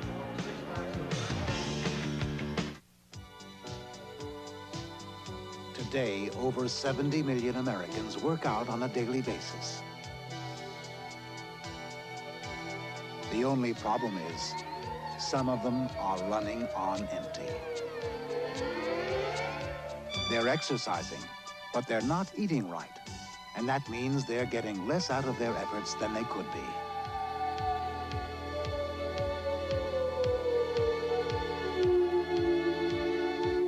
The fact is, you can't burn fuel you don't have. You must give your body something nutritious to run on. Or you might not go the distance. This food for thought was brought to you by Campbell's Soup Company. We make all of these great tasting products, and they'll help fuel you through your workout. So keep on exercising. Just make sure to eat right. You'll be a lot better off in the long run. Campbell, we'd like to help more Americans eat right. Bud Thunder. It's revved up and coming at you.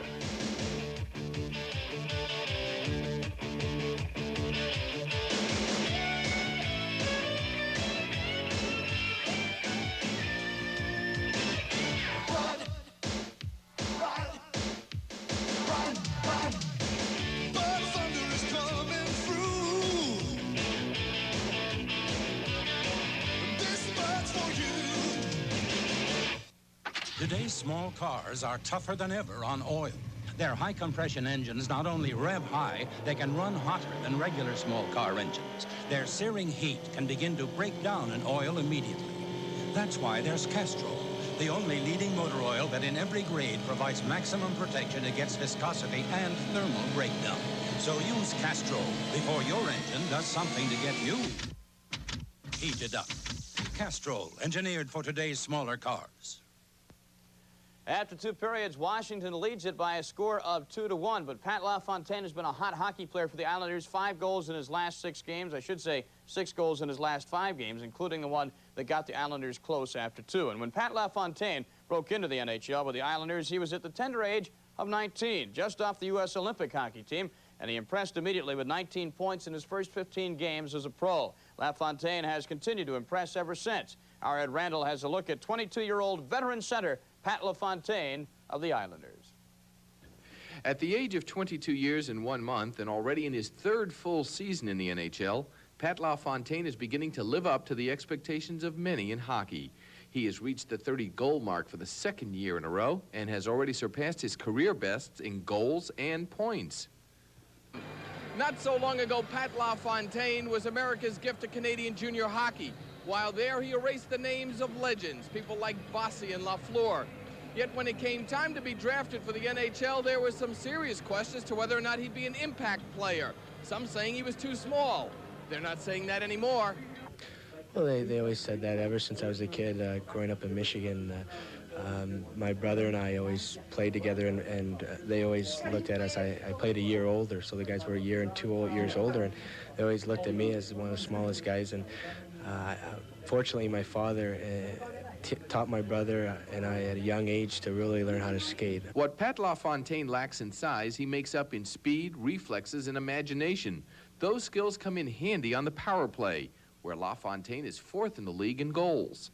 I have to credit the guys like Mike Bossy, Brian Trottier, Mikko Makala, our defense, and Kenny Leiter, Dennis Potvin, Randy Boyd, Steve Conrad, all the guys who have been on the power play, Patrick Flatley. They're good players to play with. I think Patty's really been playing super hockey the last week or two. He's been given a lot more responsibility on the ice. He's killing penalties now. He's working the power play regular shift, and he's doing a great job. And he's always been a great goal scorer, you know, ever since he was back in midget hockey, and now he's turning into a great hockey player. He's playing both ends of the ice, and he's making, you know, he's assisting on goals, and he's also scoring goals. So he's becoming a good all-around player right now. On a team with scoring machines like Brian Trottier and Michael Bossy, this will go down as the season in which Pat Lafontaine took his place beside them as a threat and began to fulfill that promise. At the Nassau Coliseum in Uniondale, New York, I'm Ed Randall for the NHL Tonight.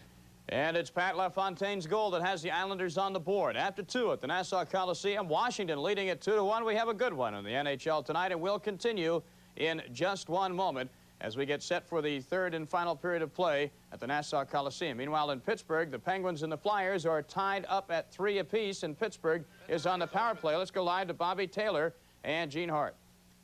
And they are 0 for 11 in the game Sunday and here. Flyers get it out, as you might expect, cooling on with Prop, and defensively McCrimmon and Howe.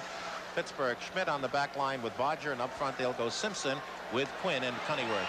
Quinn around behind Resch, rolls up to the offensive left corner for Cunnyworth. Goes behind, controls, tied up by McCrimmon, kick free to Quinn. Quinn out of the corner, straight away to the point to Bodger. He's 40-foot, right side there is Simpson in front. Tried to control for a shot from the inner arc of the left circle, lost it, and the Flyers ice it. Bodger turns up at center at the Flyer line. Rolls it in, gets past Howe, offensive right corner.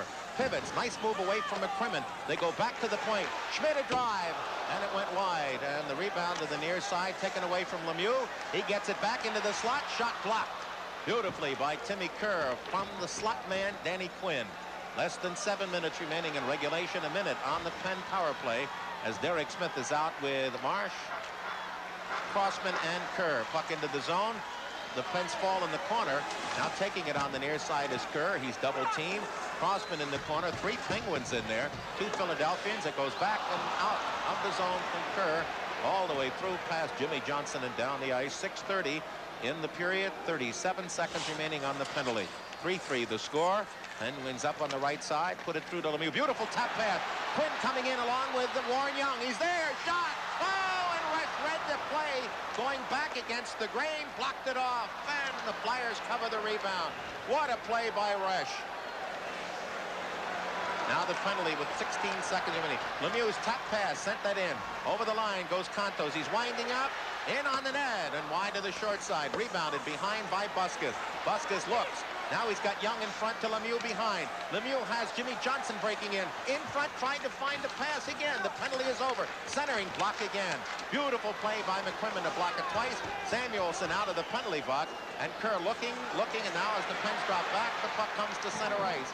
So the Philadelphia Flyers kill that Pittsburgh power play. Warren Young a few moments ago tied that game up at 3. We'll be monitoring the Penguins and the Flyers down the stretch. After 2 periods on Long Island, it's the Caps 2. The Islanders 1. Back in with more in a moment.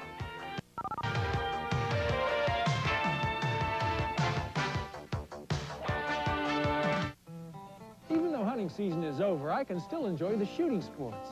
That's why I joined the National Rifle Association. And our whole family is signed up too. For just $20, you get a great monthly magazine, valuable gun owners insurance, and access to NRA's hunting, shooting, and safety programs. But most important, we're helping to promote safe, responsible shooting all year long. Believe me, the $20 it costs to join the NRA is worth it. Pull!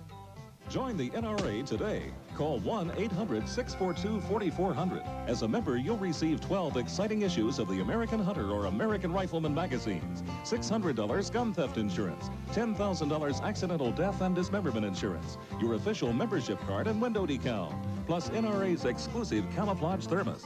Call today and receive NRA's Sportsman's Bonus Book, packed with discounts and rebates from leading manufacturers of hunting, shooting, and sporting equipment. Call now. Join the NRA. It's worth it. Come get the best of the USA. Come out and play the American way. Las Vegas in every way. It's the American way to play.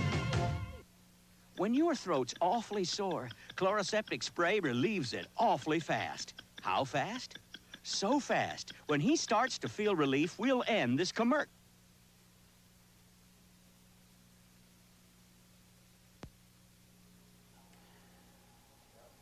And welcome back to the NHL tonight, everyone. I'm Tom Mees, your studio host for this game. We'll be back with all the scores and highlights around the NHL tonight. 3 other games going on. If we may digress a bit, though, in another sport, a big development in the NBA. Magic Johnson of the Los Angeles Lakers, of course, the heart and soul of that team, may have suffered a severe left leg injury in the game at Phoenix. He did suffer some type of leg injury, was helped off the court with the help of a trainer and a teammate. This happened early in tonight's game between the Lakers and the Suns at Phoenix. Sports Center will have all the complete details later on at 11:30 Eastern Time. And I'll be back with the NHL scores and highlights in just a moment.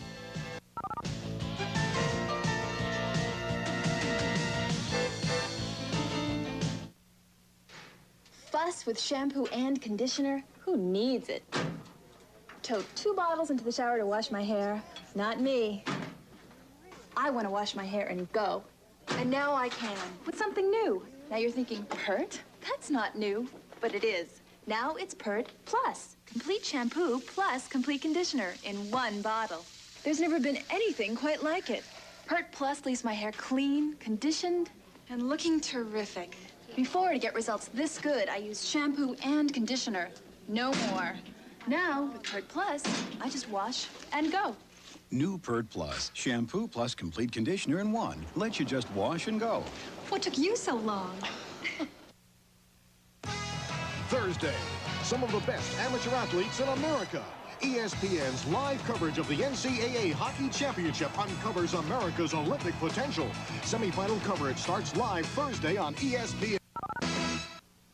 You don't just watch an NHL game, you feel it.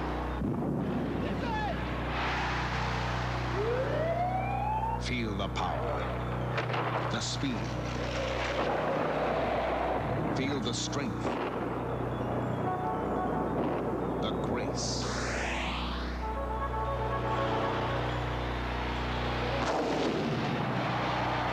The magic. NHL hockey. Feel the thunder.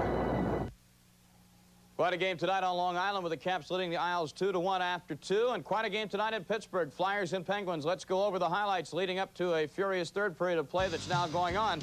Brad McCrimmon of Philadelphia in the second period after a scoreless first frame. He'll fire from the point. Pat Riggin with a save. But Tim Kerr is there in the slot for the rebound. Kerr scores his 54th 1-0 Philadelphia. Phillies leading 1-0 on the faceoff. Murray Craven back to Ilka Sinisalo. He slips it cross ice over to Mark Howe, who scores on the wrist shot, 2-0 Philly. 16 seconds later, Mark Howe now picks up the loose puck in the right faceoff circle. There's Howe coming to get the puck. He goes to the backhand pass to Murray Craven. Craven cruising in from the left faceoff dot, scores 3-0 Philly. Back comes Pittsburgh. The Penguins get on the board. Brad Marsh can't clear the puck near the Flyers' blue line. Willie Lindstrom streaks in all alone on the right side and beats Chico Rest 3-1. Then Dan Quinn passing to Randy Cunneyworth behind the net. Off the skate of Terry Ruskowski. That made it 3-2. And just a few moments ago, Mario Lemieux along the boards to Doug Bodger. Bodger to Warren Young. Actually, Bodger took the shot to save by Resch. Warren Young is there for the rebound. And the Penguins and Flyers are 3-3 in the third. Elsewhere around the NHL tonight, Toronto leads Buffalo 5-3. Andrechuk has just scored for the Sabres in the third period. Montreal and Quebec tied at 3. Michel Goulet just scored his second of the game. We'll be keeping tabs on all the rest of the action around the NHL. After 2 on Long Island, the Capitals 2, the Islanders 1. We'll be back with the third period in a moment.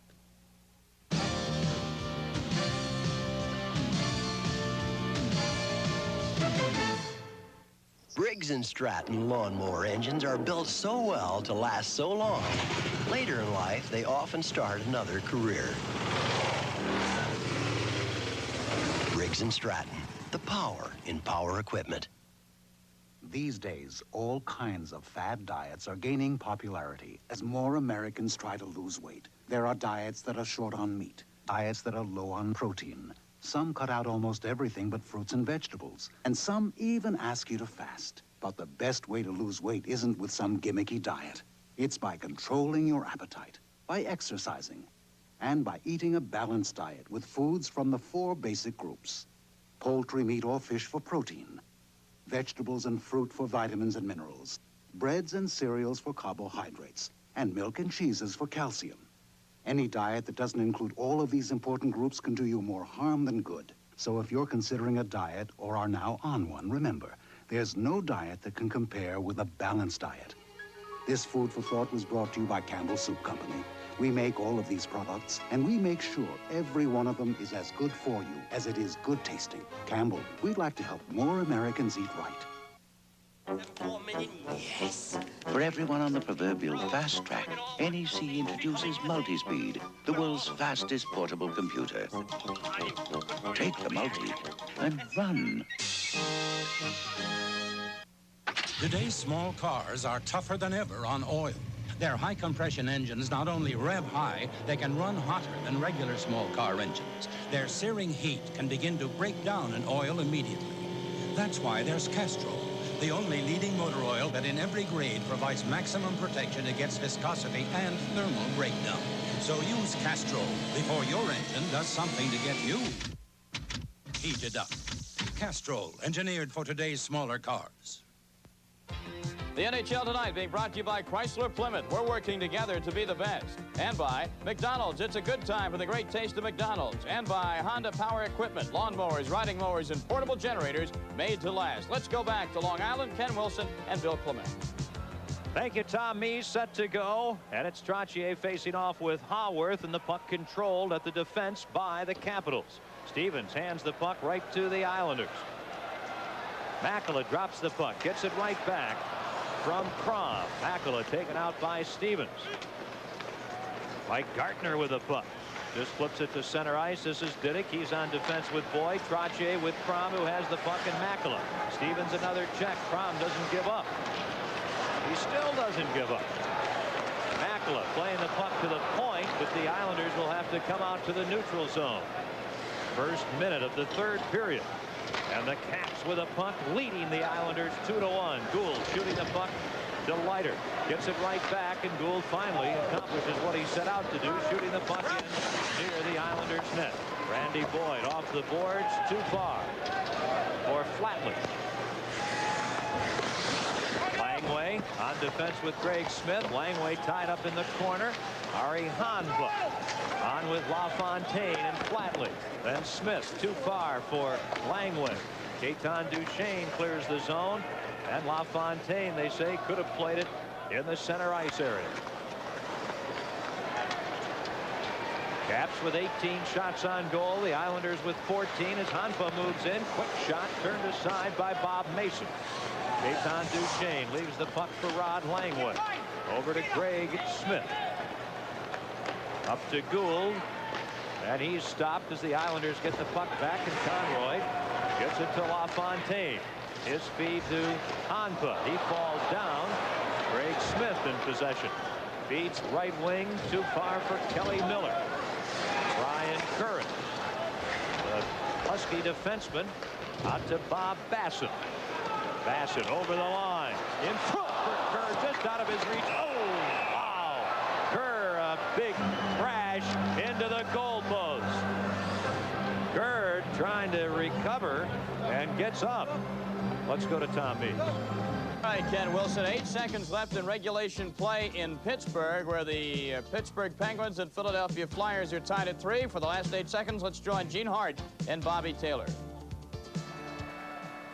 Now there seems to be a little debris in the left circle. The referee, Ron Hogarth, has called 17 penalties, only 2 in this period.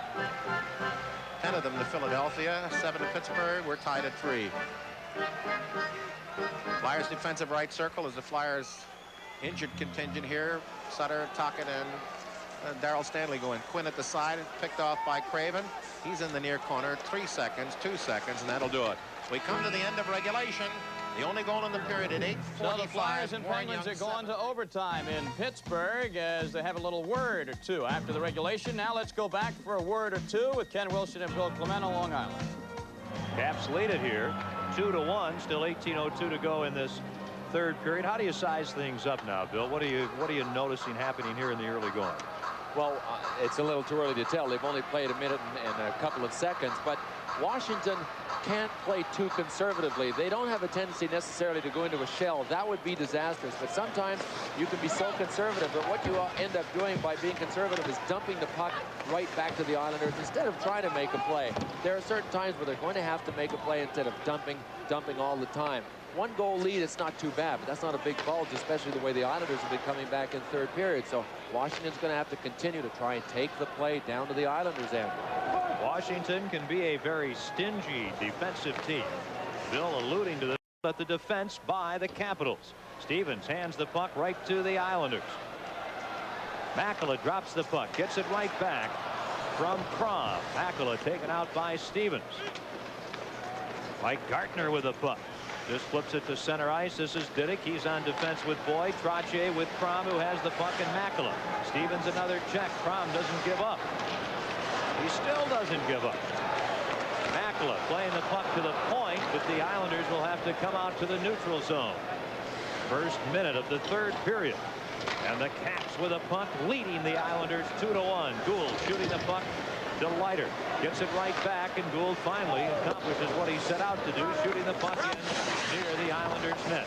Randy Boyd off the boards, too far for Flatley. Langway on defense with Greg Smith. Langway tied up in the corner. Ari Hanva on with Lafontaine and Flatley.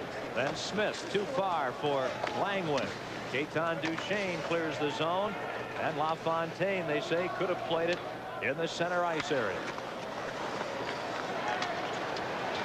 Caps with 18 shots on goal. The Islanders with 14 as Hanfa moves in. Quick shot turned aside by Bob Mason. Gaetan Duchesne leaves the puck for Rod Langway. Over to Greg Smith. Up to Gould. And he's stopped as the Islanders get the puck back, and Conroy gets it to LaFontaine. His feed to Hanfa. He falls down. Greg Smith in possession. Feeds right wing, too far for Kelly Miller. Brian Curran, the Husky defenseman, out to Bob Bassett. Bassett over the line. In front for Kerr, just out of his reach. Oh, wow. Kerr, a big crash into the goalpost. Kerr trying to recover and gets up.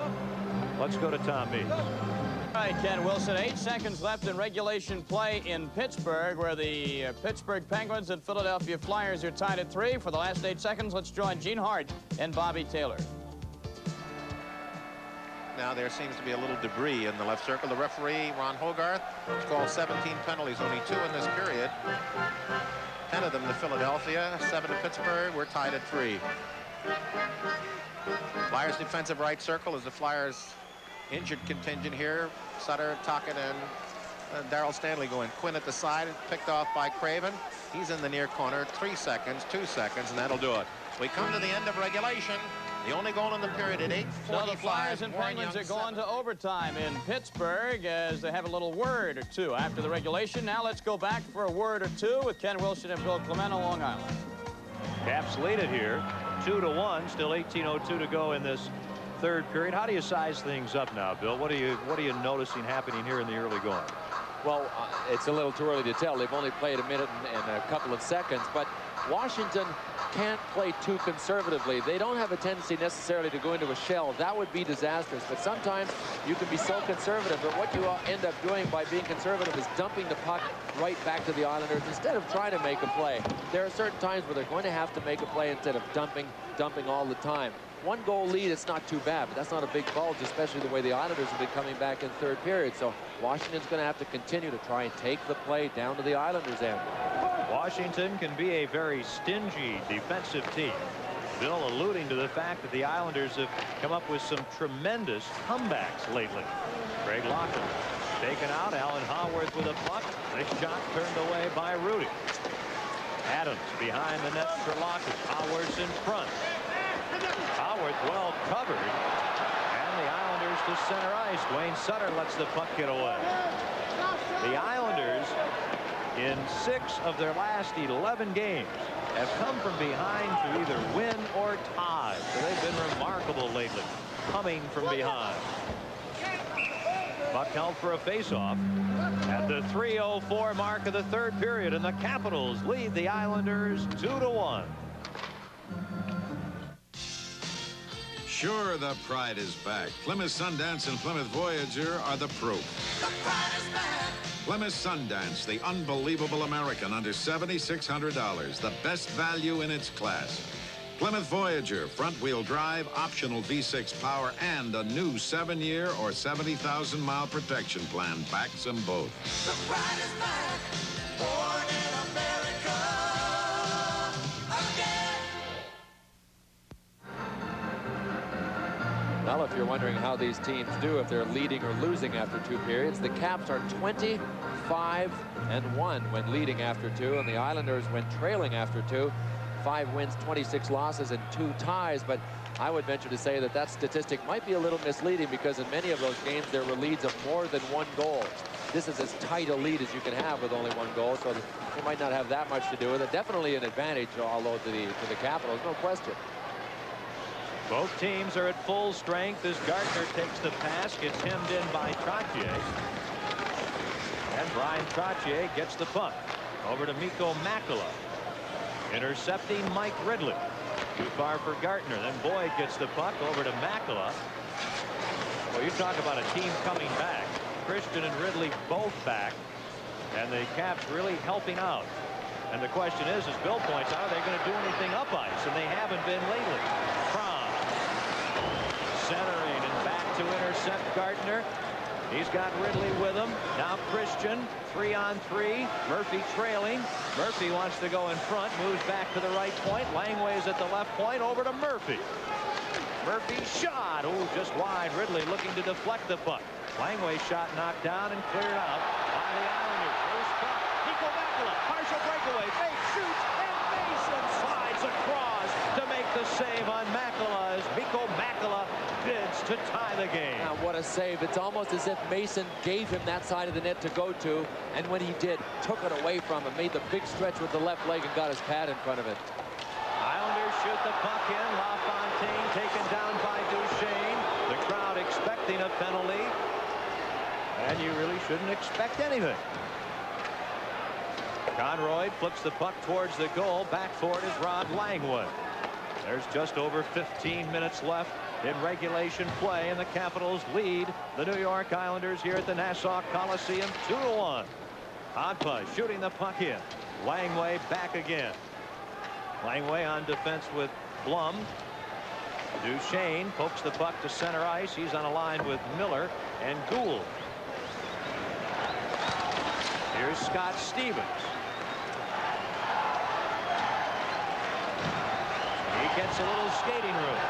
Over to Duchesne, into the corner. Miller after the puck, beaten to it by Dwayne Sutter, leaves it for Flatley. Out to LaFontaine. Pat Flatley. For Dwayne Sutter. He can't get his stick on the puck, and Gould intercepts and clears it away. Both teams changing players. 14-18 to go in the third period. Ryan Curran rifling the puck in. Bob Basson comes up with it.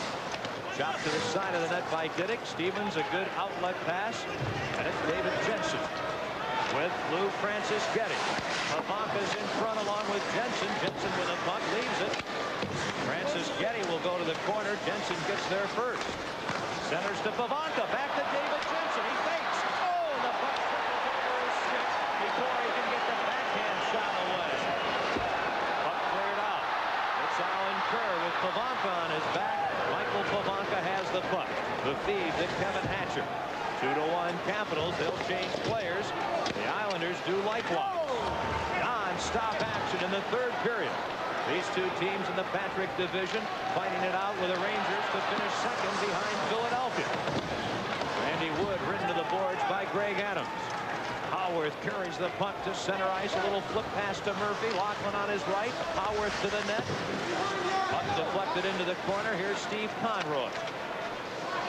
Along with Lauer, they get the puck out. Too far for Neil Coulter. And clearing to center ice the Caps. Larry Murphy. His pass knocked down by Coulter. He and Smith come together. Smith misses the check. Coulter gets the puck from Lauer. The shot. Mason the save.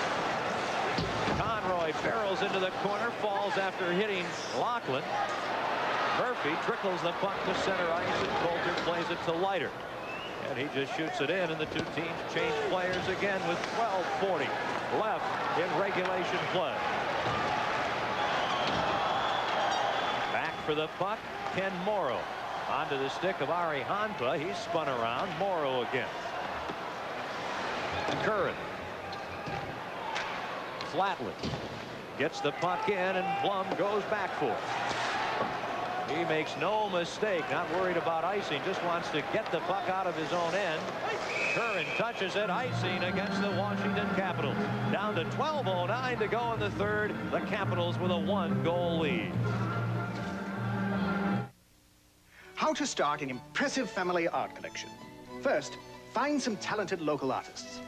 Then inspire them with Crayola Happy Meal boxes from McDonald's. Every Crayola Happy Meal comes with your children's favorite McDonald's foods, plus an art kit with a McDonaldland stencil and 4 Crayola crayons or a Crayola marker. There are 4 sets in all, a different one each week. With Crayola Happy Meal boxes from McDonald's, it's easy to build a family art collection. After all, you already have the family art gallery. Excuse me, Daddy. In Pittsburgh, less than 2 minutes to go in overtime as the Flyers and the Penguins tied at 3. Dave Poulin leaving the ice for the Flyers. I believe there are coincidental minor penalties called, so the teams will remain at full strength. But it's Pittsburgh 3, Flyers 3. Of course, Pittsburgh desperately needs the 2 points, not the 1. Let's go back to the island, and Ken Wilson and Bill Clement. Go wide. Get it. Ready for the face-off near Bob Mason. 12:09 to go. Lafontaine against Langway. How many defensemen do you see in this league nowadays taking face-offs in their own end? Not that many, really. One. There he is. Draw one by Lafontaine. Ken Morrow. Langway gets the puck again. Checked by Hanpa. Lafontaine taken out by Gould in the corner. Hanpa battling with Blum. Well, Rod Langway is everywhere. Blum gets the puck ahead. Gould 2-on-1. Morrow back. Duchesne on the left wing. It's a 2-on-0. And Gould shoots and scores. Bob Gould makes it 3-1 Capitals. Wow. What a chance, and they made no mistake. You gotta like that play by Bobby Gould. He had a chance to pass, and the tendency so many times is to be a good guy when you're going in on a 2-on-1. We go all the way back into the far end. There's Brian Curran pinching in number 34, but nobody was back. Nobody was backing him up. Here comes Gould. Morrow decides to go for it. He goes for it and misses. Now here's where Gould has a chance to pass. Rudy's stuck. I mean, what do you do on a 2-on-none? A 2-on-1 is tough enough, and the tendency is to pass to be a nice guy, but boy, I like that play by Bobby Gould. He went to his backhand and just jammed it right up in over Kelly Rudy. That's a giant goal for the Capitals at this stage of the game. The veteran Gould with his 21st goal of the season. A 2-goal lead for Washington. Hatcher gets the puck right back, lets it squirt away. And the Islanders in possession. If Washington wins it, they'll move to within a point of the second-place Islanders in the Patrick division. The Islanders currently second with 76 points. And number 5, Rod Langway. Time of the goal, At center ice, and Ridley getting the puck in. Randy Boyd. 2 too far for Brian Trottier. They say Hatcher could have played it in the center ice area. This is Stevens. These two teams will play once more at Washington. Intercepting Michael Pavanka. Gardner in front. Ooh, and the pass just trickles away. It was a bit behind him. 10:43 to go. Third period. Caps up 3-1. Mason the save. Flips the puck over to Stevens. He's on defense with Murphy. And just gets it out to center ice, and the Islanders shoot it right back in. Stevens again. Hands the puck to Dwayne Sutter. His shot. The save by Mason. And Kerr trying to pick the puck out of the air. Couldn't do it. Lou Franciscetti with Conroy back. His shot, and that goes wide. Murphy with a puck at center ice brings it back in offside as Dwayne Sutter crunches into Larry Murphy, and things cool down very quickly. 10:16 to go. The Caps up 3-1. Plymouth Sundance, the unbelievable American, under $7,600. It's the best value in its class, including the imports. Sundance with 47 standard features to excite you, front-wheel drive to move you, a new 7-year or 70,000-mile protection plan to assure you. Plymouth Sundance, the unbelievable American. The pride is back, born in America again. On Long Island, Bobby Gould has scored to put the Capitals in command 3-1. Now let's go live to Pittsburgh, where the Penguins and Flyers are tied at 3 with 1:01 to go in overtime. Here's Gene Hart. Puck behind the Philadelphia net. They were talking here. There have been 4 times that, oh, look out, there's a steal, and trying to come in front as Marsh had a stick held behind by Simpson. Then Kerr does the same thing. And Marsh then throws an elbow at Simpson, who starts punching at Marsh, and here we go. Now, watch this. There was no call on Marsh, the elbow. Then Simpson come, and he has his glove on. Simpson threw his gloves down, threw 3 punches, and if there are any penalties, it will be 1 apiece. You better believe it. It's the easy way to referee. The point of the whole play started with Simpson grabbing a hold of the stick and holding on so Marsh can't make a play. And it doesn't start if he calls the play correctly to begin with. But he's not calling the play correctly. He's going to hand out 2 minors. Incredible. The easy way out is to do this. Take a stand and do your job right. See, Bobby and I's point, had there been an elbow, that Hogatson. Here we go.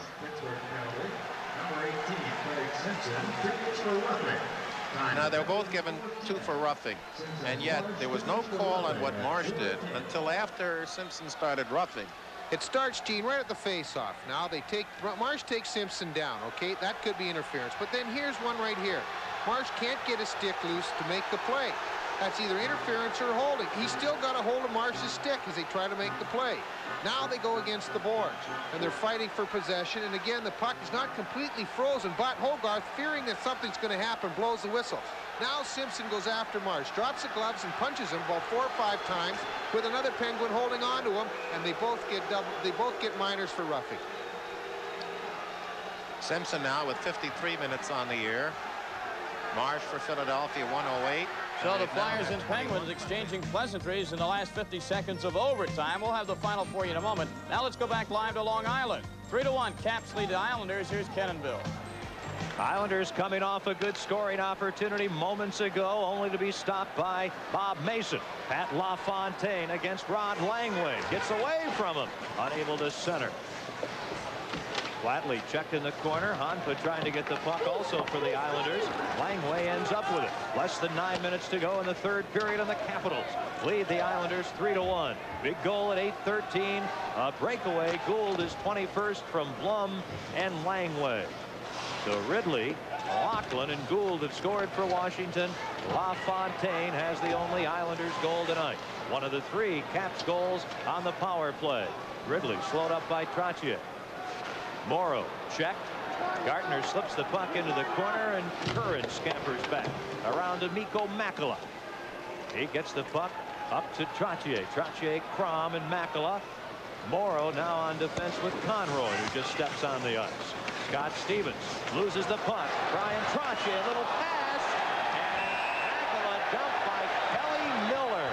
And Miller of the Islanders So the Capitals will go off. The Islanders will have the power play. So the Capitals, Kelly Miller picks up a hooking penalty with 8:08 to go. And the Capitals lead the New York Islanders 3-1.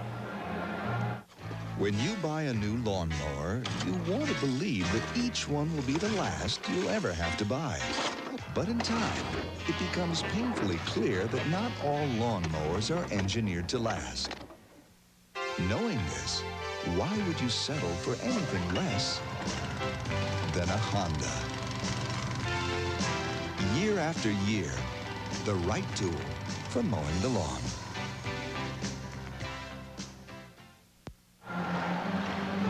Boy, Coach Terry Simpson has his Islanders driving for the net, and it was Mikko Makala's drive that forced Kelly Miller to drag him down and give the Islanders a breath here in the third period on the power play.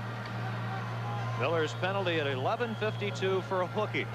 The Islanders have outshot the Capitals in the third period 7-2. The Capitals have the only goal on a 2-0 breakaway. And that was a result of a gamble by Brian Kern. A little too early to gamble, but the shots are an indication that the Capitals are going into a little bit of a turtle, a little bit of a shell out here. Power play, Islanders. Keep in mind, this is the second best power play in the National Hockey League. Randy Boyd, the shot wide. At the right point, Ken Leiter. Stevens intercepts, gets the puck out to Duchesne. He's got Gardner in front of him. Islanders 0 for 1 on the power play tonight, and that power play lasted only 55 seconds. Makala's shot high and wide. Trache tries to make a tricky move, unable to. Randy Boyd over the blue line, driving the puck around the boards. Duchesne there for Washington and fires the puck the length of the ice. 3-1, Caps lead. They're shorthanded for another 1 minute 10 seconds with just over 7 minutes remaining in the third period here at the Nassau Coliseum. Trache pushes the puck ahead. Lafontaine taken away by Langway. Now Leiter trying to get it to Dwayne Sutter, and the puck cleared by Gould the length of the ice. Here there's less than 7 minutes to go, and the Caps lead the Islanders 3-1. Diddick shoots the puck in. That game at Pittsburgh is over. Capitals here with the 2-goal lead. The Pittsburgh Flyer game ending up 3-3 in overtime. Dwayne Sutter gets the puck to Flatley. Out to the point to Conroy. He takes a shoulder from Francis Getty. And the puck sent out. And the Islanders will have to retreat, and 5 fresh players come on for the Capitals. Gerald Diddick.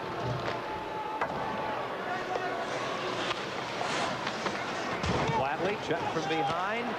And again, the Caps clear the zone, and Miller 2 seconds away from coming back on. Play continues here in the third period at the Nassau Coliseum, and Budweiser keeps the action going. A clean, crisp taste of Budweiser. For all you do, this Bud's for you. Ken Wilson, Bill Clement, along with Tom Mees. The NHL tonight on ESPN with 5:45 remaining in the third. Passing for the Islanders. New York down by 2. Basson unable to move in front. Haworth gets the puck out.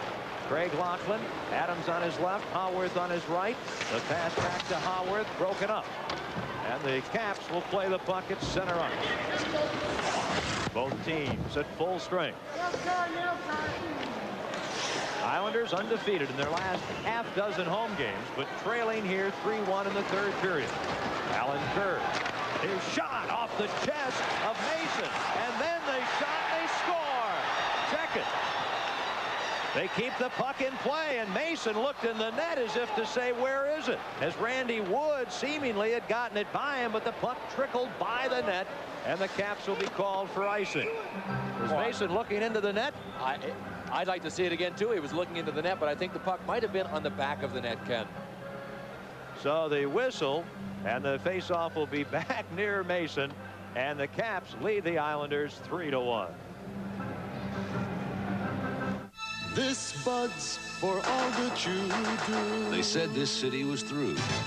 You said, no way. Each day the spirit's growing. Your pride pride is really showing. You make America work, and this Bud's for you. Here's to you. Beechwood Age for that clean, crisp taste that says Budweiser.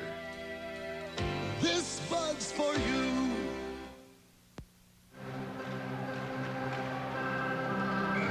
Well, the Islanders coming close. Less than 5 minutes to go. Bob Mason was down after making the chest save. Makes a glove save here. The rebound came up. Looked like the puck was headed in the direction of the net, and he looked like he was reaching back for it. Yeah, that was one of the few times tonight that he looked as if he'd been beaten. He's really been in control, though. What a tremendous game, a very stable game Bob Mason has had tonight. 4:35 remaining. Islanders running out of time, trailing by 2. Trying to make another third period comeback. Crom mishandling the puck, creating an Islanders offside. As we mentioned, the Islanders have come back to win or tie in 6 of their last 11. But they're down to 4:30 to go here. Let's go to Tom Mees. All right, Ken, all the other action tonight is final in the NHL. Philadelphia and Pittsburgh 3-3 tied. Toronto hangs on to win one at Buffalo 6-5, but Quebec lost their home game as Bobby Smith scored for Montreal with 24 seconds left. Montreal beats Quebec 4-3 at Le Colisée. Let's go back to Ken and Bill. Boy, Ken, I got a feeling that if the Sabres do not make a playoff spot this year, and it looks like the odds are definitely against them, they might look back to that game tonight against Toronto. Gosh, you really need the games against everyone. And let's face it, if you're going to pick an opponent, you might as well pick the Toronto Maple Leafs at this time of year, wouldn't you think? Toronto really struggling just to finish. And you might wonder with a victory what their chances really are in the Norris division of catching Minnesota. And if you look at the remaining games, you'll see that the Maple Leafs chances are very, very poor, even with the victory tonight. Even considering the fact Minnesota has only one more road game remaining. 3:50 to go. Honpa tied up. Lafontaine shoots the puck in for the Islanders. They trail the Caps 3-1. Larry Murphy gets the puck out to Gould. Out to Duchesne with Christian. Gaetan Duchesne in front. Oh, off the skate of Conroy and almost in behind Kelly Rudy.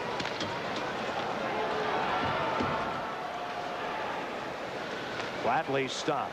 Gardner gives the puck to Hatchett. Our next game will be Sunday night, the 29th. The Boston Bruins and the Chicago Blackhawks from the stadium in Chicago. So we hope you'll be with us this coming Sunday night. Gardner over to Kelly Miller. He's covered by Dwayne Sutter. Morrow headbands off the stick of Bassett. Hatcher shoots the puck back in. Less than 3 minutes remaining. Morrow for the Islanders. Gets the puck ahead, and it's played by Kerr. He takes a check, shoots it in. Stevens back. Oh, he's hit by Bassett. Dwayne Sutter steals the puck for New York. Gets it to Alan Kerr. Back to Gerald Diddick. A shot deflects wide. Sutter leads the puck. Stevens intercepts. He's checked. Here's Bassett in front. Dwayne Sutter fans. Now Bassett, a shot. That's stopped. Mike Ridley gets the puck. He just wants to relieve the pressure. Alertly finds Mike Gardner. His slap shot right on, and Kelly Rudy the save. Both teams changing players. 2:15 to go. Cutting in on the wing. Crom. The shot high off the glass. Trottier keeping the puck in, avoids 2 checks. Crom trying to center, does. And well covered as Kerr as Francis Getty was back. Francis Getty being slowed up by Conroy to allow Leiter to get the puck. Islanders down 3-1 on their home ice. 1:53 remaining in the third period. Conroy leading the attack to Trottier, just shooting the puck in. Langway beaten there by Makela, but Rod Langway gets the puck. Playing it along the boards. Francis Getty loses it. Howarth darts to center ice, leaves the puck for Francis Getty, who shoots it in. Rudy playing it around the boards. Francis Getty knocks the puck down. Leiter hands it to Howarth in front. And Adams deflects the puck wide. 1:25 remaining. Now Washington maintaining puck possession, not allowing the Islanders to even get out of their own end. Caps with a 2-goal lead.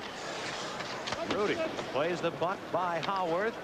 Onto the stick of Crom. He takes an elbow in the face from Francis Getty. As Langway leaves the puck, Makela has a player offside. He has to circle. Both teams changing. 1 minute to go. Boyd shooting the puck around the boards to the far side.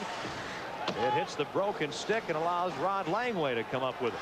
To Gould. He's checked. And Langway down. 48 seconds to go. In front, and Trottier well covered. To the bench goes Rudy. The shot by Boyd. That goes wide. An extra attacker for the Islanders. Their net is empty as the Caps shoot the puck out. Only 32 seconds to go. And the Caps with a 3-1 lead. Caps now 25 seconds away from moving to within a point of the second-place Islanders in this tough Patrick division. Murphy's shot goes wide, and there'll be an icing call with 17 seconds to go. The Caps 3 and the Islanders 1. You won't believe what's happening inside your muffler. Rust that starts on the inside is eating its way through. The Napa Advantage muffler with Absorbite helps prevent internal rust. The inside of this muffler was not protected with Absorbite. This muffler was. You can see the difference. The Napa Advantage is even covered by a lifetime warranty. Of course, you may never have to use it. The Napa Advantage. It puts rust at a disadvantage. Available at thousands of Napa outlets. Timeout has been called with 17 seconds remaining, and the Caps with a 3-1 lead. There's a look at Bob Mason, who is our Rolaids player of the game. He has really had a textbook kind of game, as I think the whole team have had. He stopped 25 Islander shots. There have been 26 on him in all, and gosh, he has been very, very stable. That breakaway against Mikko Makela, which really could have turned things around, was his biggest save of the night, but was never seen to be shaken by anything that the Islanders did, and they at times put pressure on him. So for a stalwart effort, Mason is our Rolaids player of the game. And this International Falls, Minnesota native, Bob Mason, hasn't really played that much lately. You may recall him. He was on the '84 U.S. Olympic team and about to record a victory over the Islanders on the road tonight. Boy, that's a huge victory for the Caps. They face the Islanders later in the week back in Washington, so it's nice when you have that home and home in the same week to knock off the team in their own building before they get back home. But they're all so huge now to them. That gives them the breathing room that they wanted ahead of the New York Rangers. The Capitals will play their next 3 at home against the Islanders, the North Stars, and the Maple Leafs. Then they go to New York to play the Rangers. The Caps then home against Philadelphia and finish up at New Jersey. So I think there are quite a few more points for the Capitals to get yet. In fact, because I wouldn't be surprised if they won maybe 4 of their last 6 games remaining. They could pile up a lot of points. They could well finish second in this Patrick division. Very easily. They seem to be on a roll. They played a great hockey game tonight. Very few weaknesses in Washington's entire game tonight. Barry Simpson, the Islanders coach, thinking that this will all come down to the final weekend. And the Islanders play their last game at Philadelphia. 10 seconds to go. Islanders with Kelly Rudy, the goalie, on the bench. They trail it 3-1. And now it's just total desperation. And time runs out as the Caps pick up a big victory on the road, getting goals from Mike Ridley, Craig Laughlin, and Bob Gould. Pat LaFontaine getting the only Islanders goal as the Islanders outshoot the Caps 26-21, but the Islanders, who had won 2 in a row, suffer a home ice loss. You know, Ken, Terry Simpson told us that he thought the key would be his third line, that Basson, Kerr, and Dwayne Sutter. And, you know, they had a whale of a hockey game, but they just weren't able to finish. And that's the difference between the Islanders' checking line and Washington's checking line. Bobby Gould coming up with a big goal out of that checking line, and that's one of the main differences in these two teams. Washington can score with their checkers. And again, we pointed out goaltending would be key tonight, as it seems to be all the time. Sure was, and we have to go back to the injuries as well. The Islanders are hurt so much, and Mike Bossé, we expected him to be in uniform, and he wasn't. That left it to Pat LaFontaine, and he did get the 1 goal for the Islanders on a real defensive lapse by Larry Murphy. But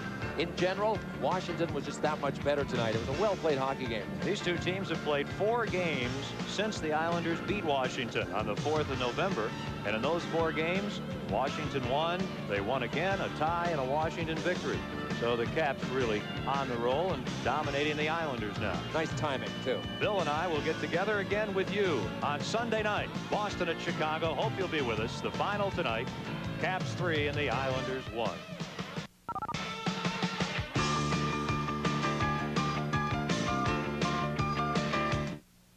Fixing this water damage will cost $1,200.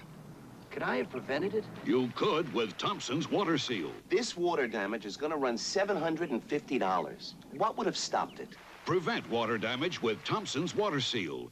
Simply brush Thompson's on wood, brick, or concrete, and it penetrates to form a barrier water can't get past, even when driven by 98-mile-per-hour winds. This time, I'm going to protect my new deck with Thompson's Water Seal. A great defense against repair expense. Why are you in and out of bed? Hating your cold? Wondering how many sneezes you've sneezed? Looking for something to do until you can rest? Trying to be brave? Wishing you had a nickel for every cough? Spending the night with your cold, waiting for relief that never comes? Why? When there's NyQuil, the nighttime sniffling, sneezing, coughing, aching, stuffy head, fever, so you can rest medicine from Vicks. Hey, could I tap some of your computer expertise, son? So you finally gave in? Yeah, for starters, how does the disk fit into the disk drive? Okay, the Army can train you to program, operate, or fix computers. What does the printer interface do? It lets the computer talk to the printer. They talk to each other. What do they say? Then there's a telephone modem hookup. And the computer training you get is yours forever. Like you're not going to be the only computer expert in the valley.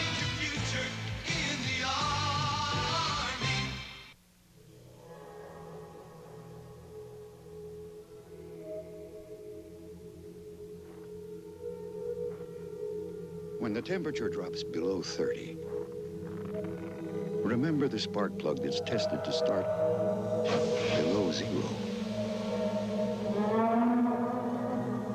Champion, we go to ridiculous extremes to test the reliability of our spark plugs.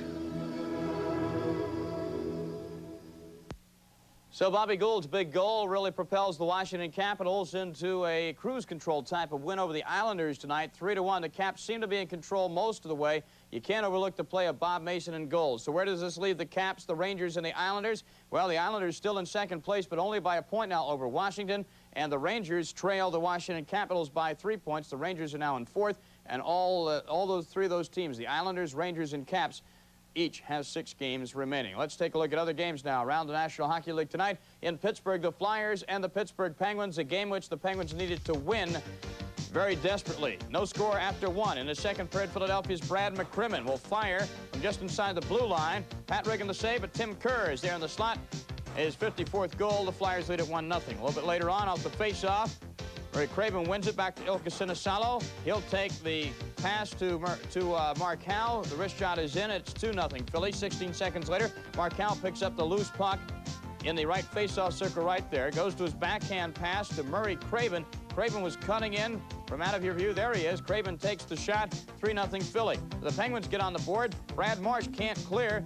And from the Flyers' blue line, Willie Lindstrom streaks it all alone, beats Chico Resch to the backhand. 3-1. Now Dan Quinn passing to Randy Cunnyworth. Behind the net, Cunnyworth centering pass off the skate of Terry Wiskowski. Flyers lead is trimmed to 3-2. And in the third period, Mario Lemieux to Doug Bodger. Bodger with a shot. A save by Chico Resch, but he gave up the rebound to Warren Young, who scores. That tied the game at 3. Both teams had a couple of chances in the overtime, a few fisticuffs as well. But when it was all said and done, Philadelphia and Pittsburgh a tie. Interesting stat here, the Flyers have gone 8 times into overtime this year. 8 times they have ended with a tie. No wins, no losses, but they always get the point, it seems, in overtime. Elsewhere around the NHL tonight, Toronto hangs on. They had a pair of 3-goal leads in this game. They end up beating Buffalo 6-5, doing immeasurable damage to the flickering playoff hopes of the Buffalo Sabres because, as you will see next, the Quebec Nordiques were also losers tonight at home. In that game, Bobby Smith scored with less than 30 seconds to go in the game to give Montreal a rare win on the road against their arch rivals from Quebec province at Le Colisée. Montreal 4, Quebec Nordiques 3. Our game, the Caps and the New York Islanders. A lot of end-to-end action in this one. Let's go to highlights in case you tuned in late. Mid-first period, Mike Gartner blasting the puck. Kelly Rudy with a save, but Mike Ridley tips it in from a bad angle. Now Alan Harworth shoots from the point. Craig Laughlin grabs the rebound, comes around the net, and beats Kelly Rudy to make it 2-0 Washington. Pat Lafontaine got the only goal of the night for the New York Islanders. Watch number 16 in white. The Washington defense just seems to stand there and let him go. Larry Murphy lets him go, and Lafontaine scores on the backhander to make it 2-1. But the Caps put it away. Bobby Gould has a 2-on-none. Says, what the heck, I'm going to shoot myself. I'm not going to pass off. And Washington wins it by a score of 3-1 to pull within a point of the Islanders in second place in the Patrick Division. I'll be back to take a look at future action on the NHL tonight in just a moment.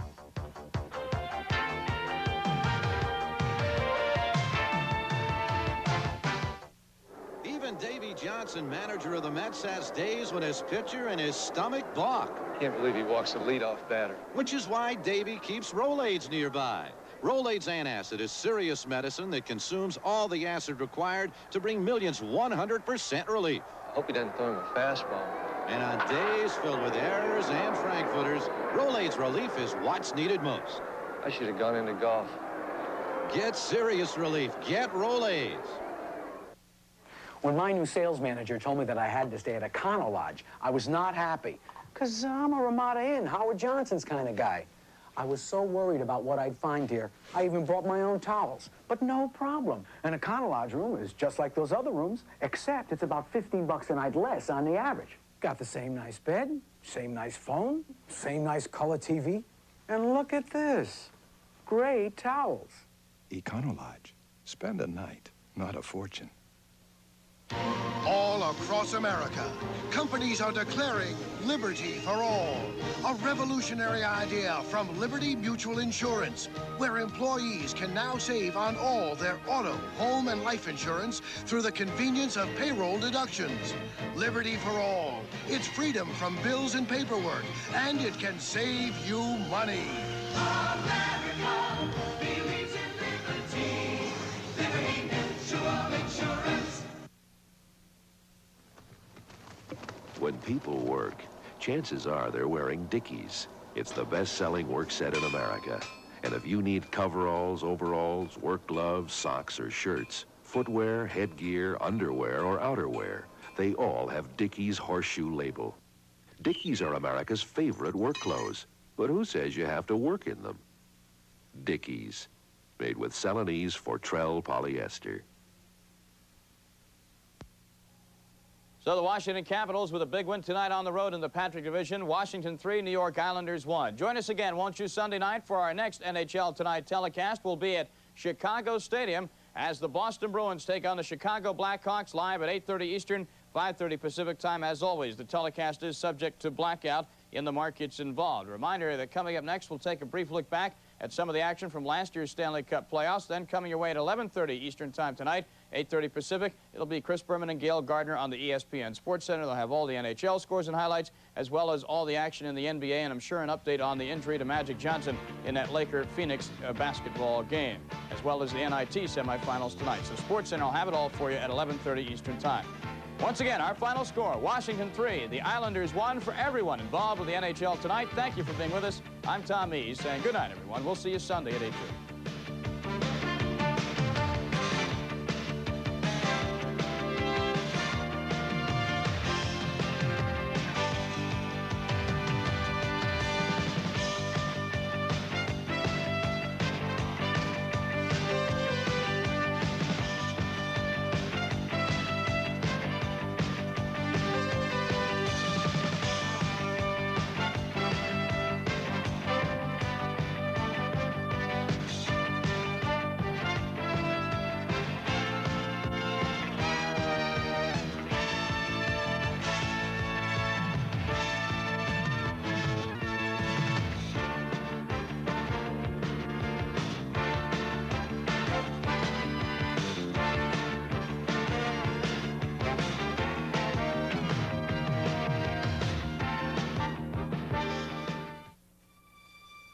For all the somewheres you've ever dreamed